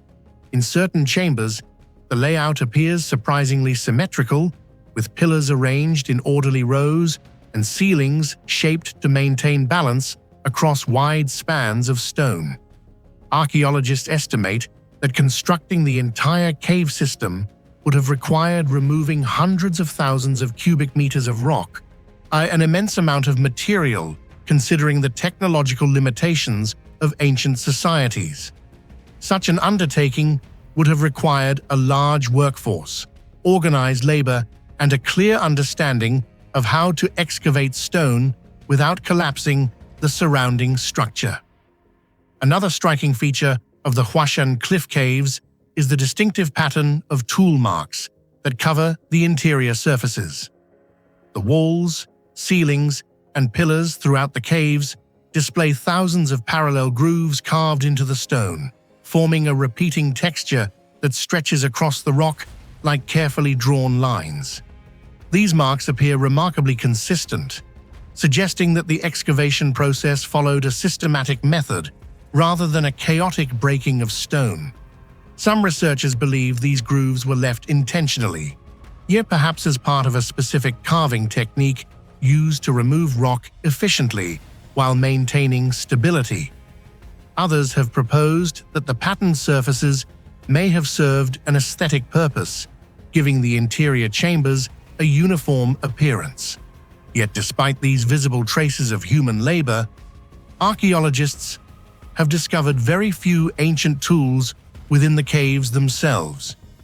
The absence of clear construction equipment makes it difficult to determine exactly how the excavation was carried out. Historical documents from the region also provide little direct information about a project of this scale. Some scholars have suggested that the caves might date to the Eastern Han Dynasty, but without definitive written records or datable artifacts, the exact period of construction remains uncertain. Equally puzzling is the question of what happened to the enormous quantity of rock that must have been removed during excavation. If the chambers were carved entirely from solid stone, the builders would have had to extract hundreds of thousands of tons of material. Normally, such a massive operation would leave behind large piles of debris or clear evidence of transportation routes used to remove the rock from the site. Yet around the Huashan cliff caves, archaeologists have found surprisingly little indication of where this excavated stone went. There are no obvious spoil heaps nearby, nor are there nearby ancient structures that can be definitively linked to the material removed from the caves. This absence of physical evidence creates a logistical mystery. How did ancient workers transport such a vast quantity of stone without leaving recognizable traces? Some researchers speculate that the stone may have been carried away for construction projects in distant settlements, while others suggest that centuries of erosion and natural processes may have erased the evidence. Nevertheless, the missing rock remains one of the unresolved puzzles surrounding the site. Despite the many architectural and engineering mysteries associated with the Huashan cliff caves, the most fascinating question of all concerns their original purpose. Why were these enormous underground chambers carved into the mountain in the first place? After decades of study, archaeologists still have no definitive answer. Several theories have been proposed, yet none fully explains the evidence found inside the caves. One possibility is that the caves were originally used as quarries, where stone was extracted for building projects elsewhere in the region. At first glance, this explanation seems logical, since the excavation clearly involved removing huge amounts of rock. However, the carefully shaped pillars, staircases, and symmetrical halls inside the caves suggest that the builders were not simply extracting stone, but intentionally shaping the interior spaces. Quarry operations typically focus on efficiency rather than architectural design, making it difficult to explain why the caves contain such elaborate layouts if their only purpose was mining. Another theory suggests that the caves may have served as hidden storage facilities or military depots during periods of conflict. The large interior halls could theoretically have accommodated enormous quantities of grain, weapons, or other supplies. Their location within steep cliffs might also have provided natural protection and concealment. However, Archaeological investigations have found little evidence of prolonged human occupation within the caves. There are few traces of everyday artifacts, storage containers, or infrastructure that would normally accompany large-scale logistical operations. Without such evidence, the military storage theory remains speculative. A third hypothesis proposes that the caves may have had a ceremonial or religious function. Throughout history, caves have often been associated with sacred spaces, spiritual rituals, or symbolic journeys into the depths of the earth. The grand halls within the Huashan complex could have provided dramatic settings for gatherings or ceremonies.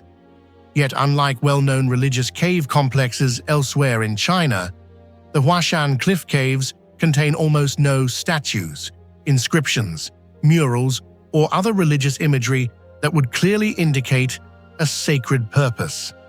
The absence of such symbols weakens the argument that the caves were primarily spiritual sites.